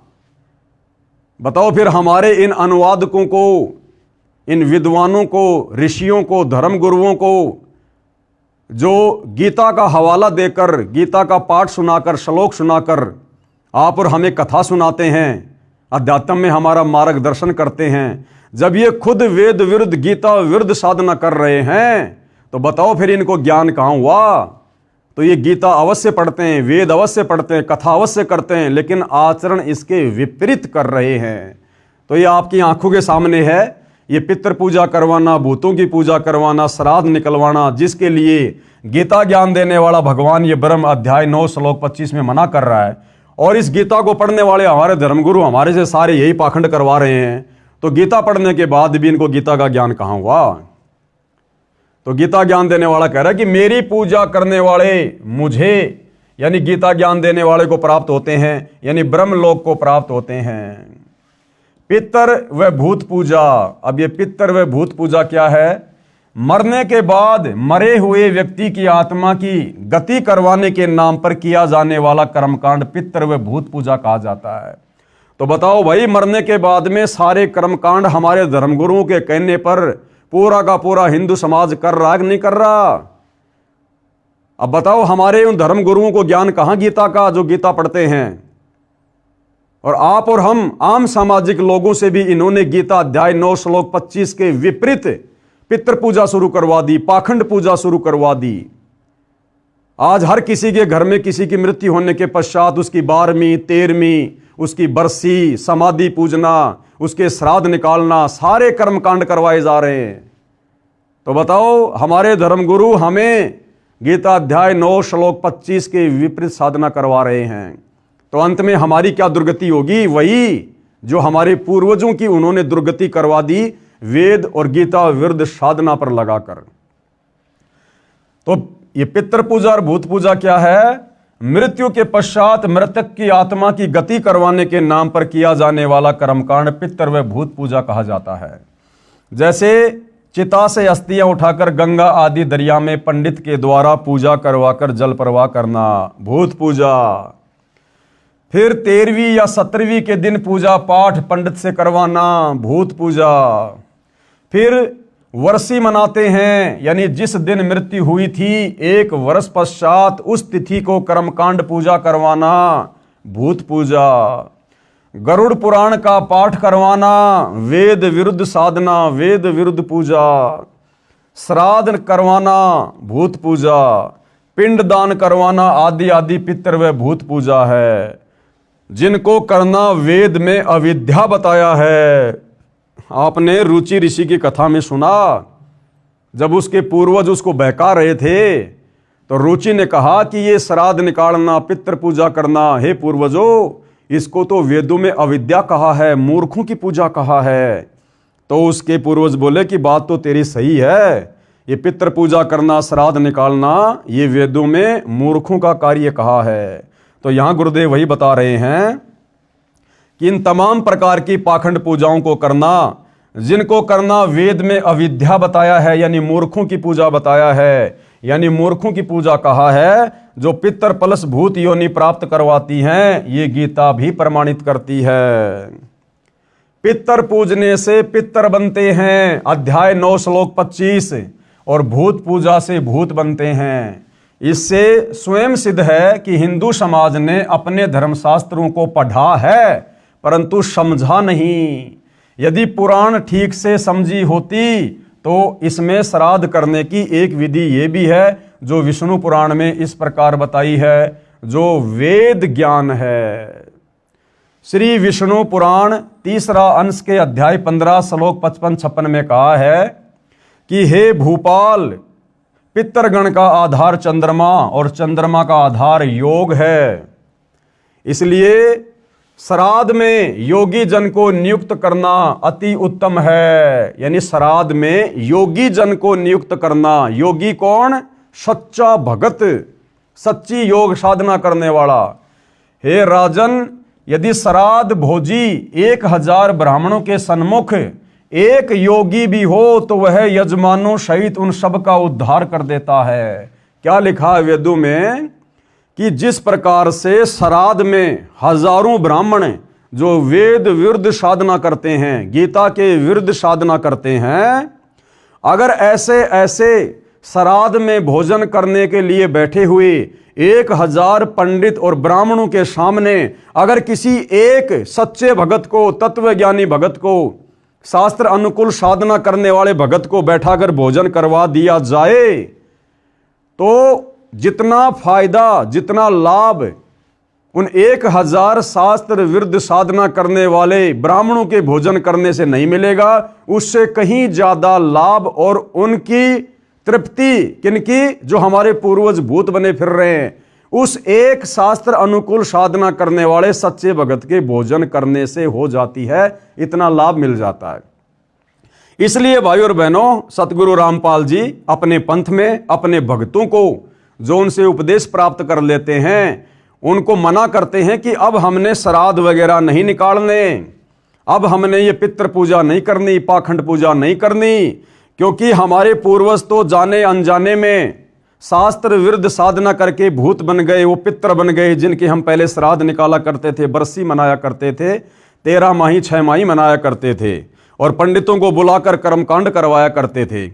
लेकिन अब हम वर्तमान के, यानी जो वो भूत प्रेत बन चुके हमारे पूर्वज, हम वर्तमान के उनके वंशज शास्त्र अनुकूल सत भक्ति सच्चे सतगुरु तत्वदर्शी संत से लेकर शुरू कर चुके हैं। तो अब हमने किसी पंडित को बुलाकर, किसी ब्राह्मण को बुलाकर वो पाखंड पूजा नहीं करवानी, क्योंकि अब हम खुद सच्ची भक्ति पर लग गए और हमारे भोजन करने से हमारे उन पूर्वजों का ऑटोमेटिक उद्धार होगा। हमारे सत भक्ति करने से परमपिता परमात्मा हमारे पूर्वजों की आत्मा को भी शांति देंगे, उनको भी मनुष्य जन्म देंगे। और सतगुरु रामपाल जी परमेश्वर जी ने यहां तक सत्य कहा है कि जिस दिन कोई भगत उनसे उपदेश लेकर सच्ची शास्त्र अनुकूल साधना करना शुरू कर देता है, उस भगत की पिछली 7 पीढ़ियों को मनुष्य जन्म मिलता है। यानी जैसे मैं पवन दास, आज से पहले मेरे तमाम पूर्वज वेद विरुद्ध साधना कर रहे थे, जिनके हम श्राद्ध निकाला करते थे, जो कि भूत बने हुए थे, पित्र बने हुए थे, सभी के बने हुए हैं। तो अब वर्तमान में मुझे सतगुरु रामपाल जी की सत्य शरण प्राप्त हो गई है, तो अब मैंने वो पाखंड करने की आवश्यकता नहीं है। अब मेरे द्वारा इस परिवार में सत भक्ति शुरू करने के बाद मेरी जो पिछली 7 पीढ़ियां हैं, मेरे पिताजी, मेरे दादाजी, मेरी दादी जी, उसके पिताजी, उसके दादा, उसके पिताजी, उसके दादा, इस प्रकार से मेरी 7 पीढ़ियां जो शरीर छोड़ चुकी हैं, जो कहीं कहीं किन्हीं किन्हीं योनियों में भटक रहे हैं, कोई पशु योनि में है, कोई पक्षी योनि में है, कोई भूत बना हुआ है, कोई पितर बना हुआ है, मेरे द्वारा जो सतभक्ति अब शुरू हो चुकी है, इस सतभक्ति के करने से मेरी पिछली 7 पीढ़ियों को भी परमात्मा उन योनियों से निकालकर मनुष्य जन्म देगा, मनुष्य जन्म, और उन्हें इसी सतभक्ति पर लगाएगा। इतना बड़ा फायदा इस सतभक्ति का, बिना श्राद्ध, बिना पिंडदान, बिना 13 माही, बिना 6 माही, बिना बरसी, बिना किसी कर्मकांड के मेरी 7 पीढ़ी पहले वाले पूर्वजों का भी उद्धार इस सतभक्ति से होगा। और फिर गुरुदेव ने बताया कि पिछली तो 7 पीढ़ियां, और भक्ति बीज होवे जो हंसा, वाके तारू 71 वंशा। अध्यात्म में 71 कहते हैं, 108 पीढ़ी। और कह रहे हैं यदि आपने सच्ची भक्ति आजीवन करके सफलता प्राप्त कर ली, तो आपकी आगे आने वाली 108 पीढ़ियों का उद्धार होगा। आने वाली 108 पीढ़ियां भी वही भक्ति करेंगी और उनका भी इसी प्रकार से उद्धार होगा, मोक्ष होगा। तो भला अब हम सतगुरु रामपाल जी के भक्तों ने ये पाखंड पूजा क्यों करनी, क्यों श्राद्ध निकालने, क्यों हमने कर्मकांड करने? तो भाई और बहनों, जो सतभक्ति वर्तमान में सतगुरु रामपाल जी धरती पर लेकर प्रकट हुए हैं तत्वदर्शी संत के रूप में, ये सर्वश्रेष्ठ है, उत्तम है। इससे बढ़कर मोक्ष प्राप्ति का कोई मार्ग संसार में नहीं है। तो यहां ये समझना चाह रहे हैं गुरुदेव कि हे राजन, जो कि वेदों में भी लिखा हुआ है, यानी वेद इस श्राद्ध पूजा को मना करते हैं, कर्मकांड को पूजा करते हैं, और कह रहे हैं कि अगर एक योगी को, एक सच्चे भगत को भोजन करवा दिया जाए तो 1000 ब्राह्मण जो वेदों के विरुद्ध साधना करते हैं, उनसे कहीं ज्यादा फल उस एक सच्चे भगत को भोजन करवाने से मिलेगा। लेकिन इसका मतलब ये नहीं है भाई और बहनों कि कहीं किसी के घर में श्राद्ध हो रहे हो और उस आदमी को पता हो कि फला फला व्यक्ति संत रामपाल जी का भगत है, चलो मैं उसको ले आता हूं श्राद्ध में भोजन करवाने के लिए। तो हम लोगों ने नहीं जाना, हमने अपने घर में रोजाना जैसे हम खाना खा रहे हैं, उस खाना खाने के चलते हमारे पूर्वजों का इस प्रकार से उद्धार ऑटोमेटिक हो रहा है। हमने भोजन खाने के लिए श्राद्ध में कहीं और नहीं जाना, अन्यथा हमारी मर्यादा टूटेगी, हम भी फिर उसी पाखंड साधना में आ जाएंगे। मनमाने आचरण के अंतर्गत फिर हमारी साधना हो जाएगी। हे राजन, यदि श्राद्ध भोजी 1000 ब्राह्मणों के सामने एक योगी भी हो तो वह यजमानों सहित उन सब का उद्धार कर देता है। विचार करने की बात है कि पुराण का यह ज्ञान सत्य है, यह वेद ज्ञान है जो सूक्ष्म वेद से लिया गया है, जिसे स्वयं सच्चिदानंद घन ब्रह्म यानी सत्य पुरुष स्वयं अपने मुख से वाणी बोलकर बताता है। उस तत्व ज्ञान को पढ़ने से भांति भांति के भ्रमित ज्ञान से हटकर मानव की बुद्धि कर्म कांड त्याग कर परमात्मा में निश्चल होकर स्थिर हो जाती है। ऐसा साधक यानी भगत, योगी यानी सच्चा शास्त्र अनुकूल ज्ञान के अनुसार साधना करने वाला साधक कहा जाता है। तो भाई वो सच्चे योगी वर्तमान में धरती पर केवल सतगुरु रामपाल जी के भगत हैं, और सतगुरु रामपाल जी की भी केवल वही भगत जो सतगुरु रामपाल जी की प्रत्येक मर्यादाओं में, उनके नियमों में, उनके वचन में, उनकी शिक्षाओं का अनुसरण करते हुए भक्ति करते हैं। ऐसा नहीं है कि नाम ले लिया संत रामपाल जी का, गले में लॉकेट पहन लिया, हाथ में रक्षा सूत्र डाल लिया और नियम कोई निभा नहीं रहा, तो वो संत रामपाल जी से उपदेशी होने के बाद भी उनका सच्चा योगी, सच्चा साधक, सच्चा भगत नहीं है। अब योगी की क्या पहचान बताई है? योगी यानी सच्चे भगत की गीता अध्याय 2 श्लोक 53 में कहा है, यानी गीता ज्ञान देने वाले ब्रह्म ने गीता अध्याय 2 श्लोक नंबर 53 में अर्जुन को कहा है कि हे भारत, भांति भांति के वचनों को सुनने से विचलित हुई तेरी बुद्धि जब परमात्मा में निश्चल होकर स्थिर हो जाएगी तब तू योग को प्राप्त होगा। यानी भांति भांति के वचनों को सुनकर, यानी दुनिया भर का ज्ञान और अज्ञान सुनकर उसका निष्कर्ष निकालकर जब तेरी ये बुद्धि उस सच्ची भक्ति पर स्थिर हो जाएगी, तू दृढ़ हो जाएगा कि सच्चे सतगुरु रामपाल जी के अलावा धरती पर किसी के पास ये सतज्ञान नहीं है, पूर्ण मोक्ष और मुक्ति का मार्ग नहीं है। जब तू सारे शास्त्रों को देखकर, इन प्रमाणों को देखकर, सत्संगों को सुनकर और वर्तमान में चल रही कर्म कांड पाखंड वाली पूजा को देखकर और आंखों से सदग्रंथों में उस वेद विरुद्ध साधना को ना करने वाले प्रमाण देखकर जब तेरी आत्मा स्थिर हो जाएगी, तू दृढ़ हो जाएगा कि धरती पर सतगुरु रामपाल जी के अलावा दूसरा भक्ति मार्ग कहीं कोई नहीं है, और तू दृढ़ होकर भक्ति करेगा। कहते हैं वो क्या है? गीता अध्याय 2 श्लोक नंबर 53 के अनुसार वास्तव में वह योगी है। हे भारत, भांति भांति के वचनों को सुनने से विचलित हुई तेरी बुद्धि जब परमात्मा में निश्चल होकर स्थिर हो जाएगी तब तू योग को प्राप्त होगा। जैसे हम लोग अपने पूर्वजों को देखकर पहले वही साधना किया करते थे वेद विरुद्ध। राम नवमी आई तो रामचंद्र जी की पूजा, कृष्ण जन्माष्टमी आई तो श्री कृष्ण जी की पूजा, बीच बीच में हनुमान भैरव भूत की पूजा, चौराहे पर जाकर ठेकरी फोड़ देना, अन्य किसी पेड़ पौधों की पूजा, तुलसी की पूजा, बेल पत्तर की पूजा, या फिर रामायण को पढ़ना, महाभारत को पढ़ना, उसके अनुसार भक्ति करना, अन्य देवी देवताओं की पूजा, पैदल यात्रा करना, कावड़ लेके आना। तो कहते हैं जो साधना हम करते आ रहे थे वेद विरुद्ध, उस भांति भांति की साधना से हमारा दिमाग जो विचलित हो चुका है, कहते हैं उससे निष्कर्ष निकालकर सच्चे सतगुरु के सत्संग सुनने के बाद इन तमाम प्रकार की साधनाओं से निष्कर्ष निकालकर कि सच्ची साधना क्या है, और जब तेरा दिमाग, तेरी बुद्धि, जब भांति भांति के वचनों को सुनने से विचलित हुई तेरी बुद्धि, क्योंकि रामायण का पाठ करने वाला कहेगा कि राम से बड़ा कोई नहीं है, विष्णु का पाठ करने वाला कहेगा कि विष्णु भगवान से बढ़कर कोई भगवान नहीं है, शिव पुराण की कथा करने वाला शंकर से ऊपर कोई भगवान नहीं बताता, फिर कोई कहता कि हनुमान से बड़ा कोई भगवान नहीं है, हनुमान की पूजा करोगे तो श्री रामचंद्र जी वाला लाभ मिल जाएगा, कोई क्या क्या कहा करता था। तो ये तरह तरह के भांति भांति के वचन सुनकर जब तेरी बुद्धि परमात्मा में निश्चल होकर स्थिर हो जाएगी, और वो स्थिर कब होगी? सच्चे सतगुरु के सत्संग सुनकर, ये प्रमाण देखकर जो इस पुस्तक में दिखाए जा रहे हैं, तब तो तू योग को प्राप्त होगा, यानी तू योगी बनेगा, तब तो तू भगत बनेगा। जब तेरी बुद्धि स्थिर हो जाएगी कि हाँ मैंने कौन सी भक्ति करनी है, जब तू ये दृढ़ हो जाएगा तब तो केवल तू भगत बनेगा, भक्ति तो उसके बाद शुरू होगी। तब तू योग को प्राप्त होगा, यानी योगी बनेगा, भगत बनेगा। अब भावार्थ क्या बता रहे हैं गुरुदेव?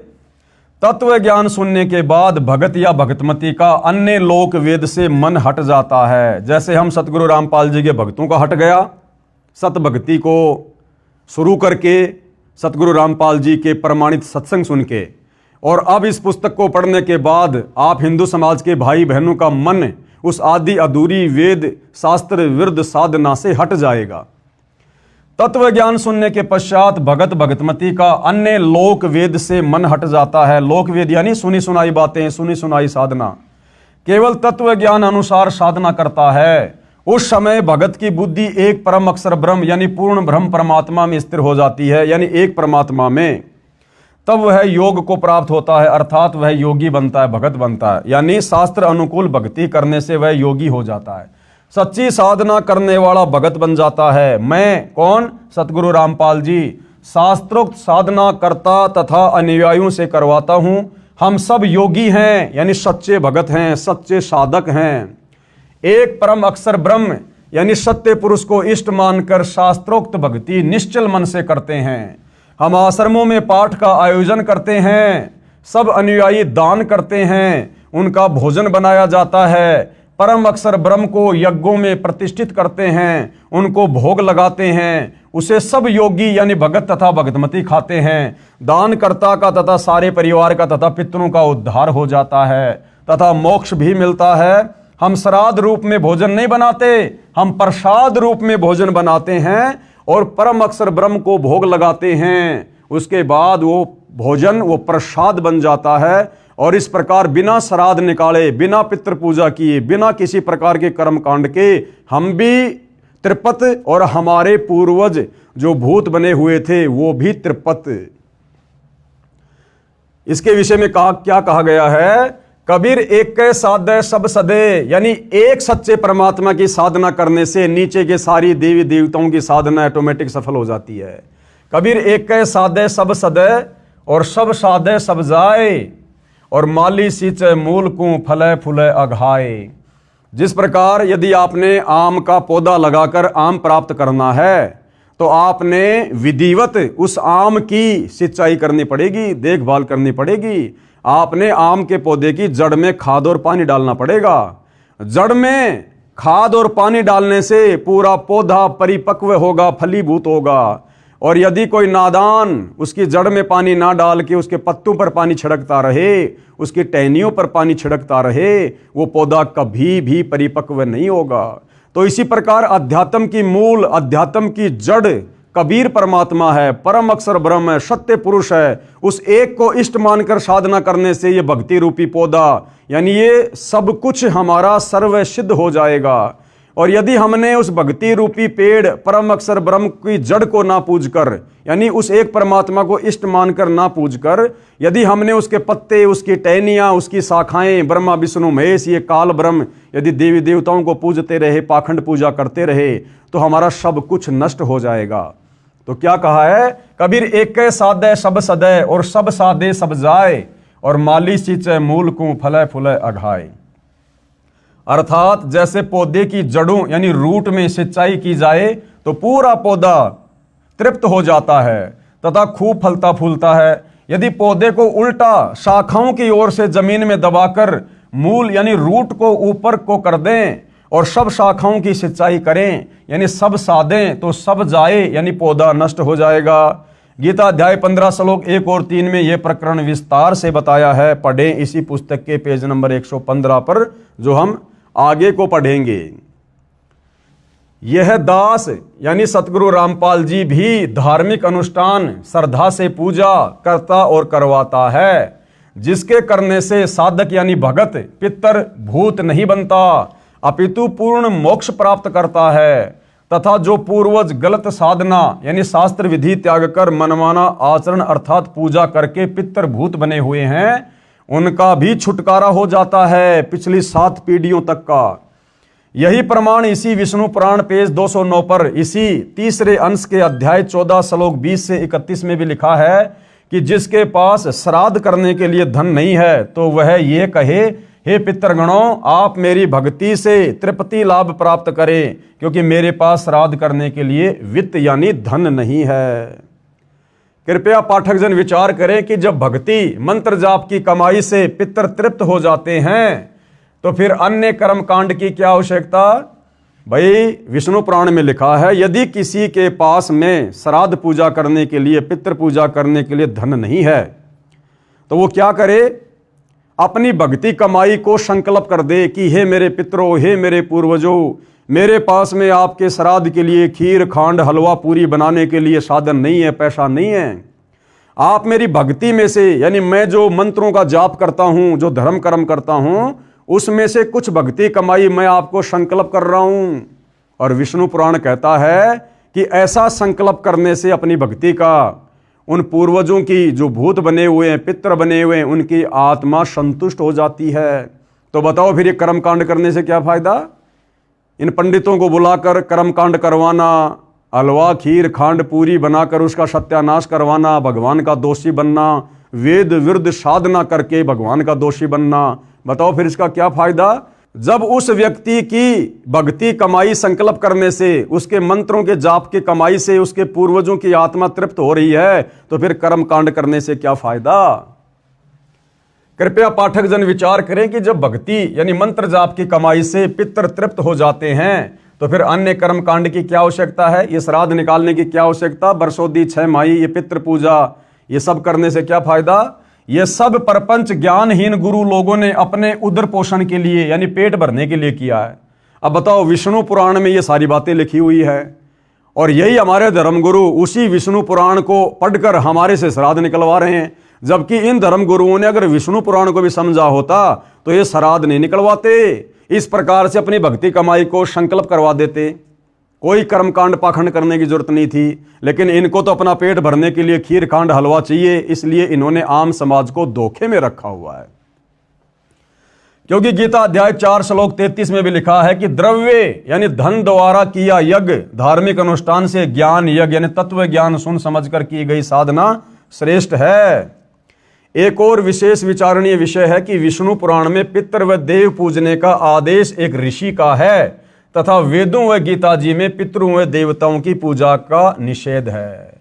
यानी विष्णु पुराण में पितरों को पूजने का जिस प्रकार से ये संकल्प वाली विधि लिखी हुई है ना, गुरुदेव कह रहे हैं ये वेदों का ज्ञान नहीं है, ये गीता का ज्ञान नहीं है, ये इन ऋषियों ने अपनी तरफ से उन पुराणों में इस प्रकार का ज्ञान वेद विरुद्ध लिखा हुआ है। एक और विशेष विचारणीय विषय है कि विष्णु पुराण में पितर व देव पूजने का आदेश एक ऋषि का है तथा वेदों व गीता जी में पितरों व देवताओं की पूजा का निषेध है यानी मना किया हुआ है। जो आदेश ब्रह्म यानी काल रूपी ब्रह्म भगवान का है, यदि पुराणों के अनुसार साधना करते हैं तो प्रभु के आदेश की अवहेलना होती है, जिस कारण से साधक यानी भगत दंड का भागी बनता है। तो साधना हमने केवल वेदों के अनुसार ही करनी चाहिए, तत्वदर्शी संत के अनुसार ही करनी चाहिए। हम पितर व भूत पूजा नहीं करते। कौन? सतगुरु रामपाल जी के फॉलोवर। हम शास्त्रोक्त साधना करते हैं, शास्त्रों के अनुसार साधना करते हैं, जो गीता अध्याय 3 श्लोक 10 व 15 तक वर्णित है। हम सूक्ष्म वेद का पाठ करते हैं, उसमें 5 यज्ञ होती है।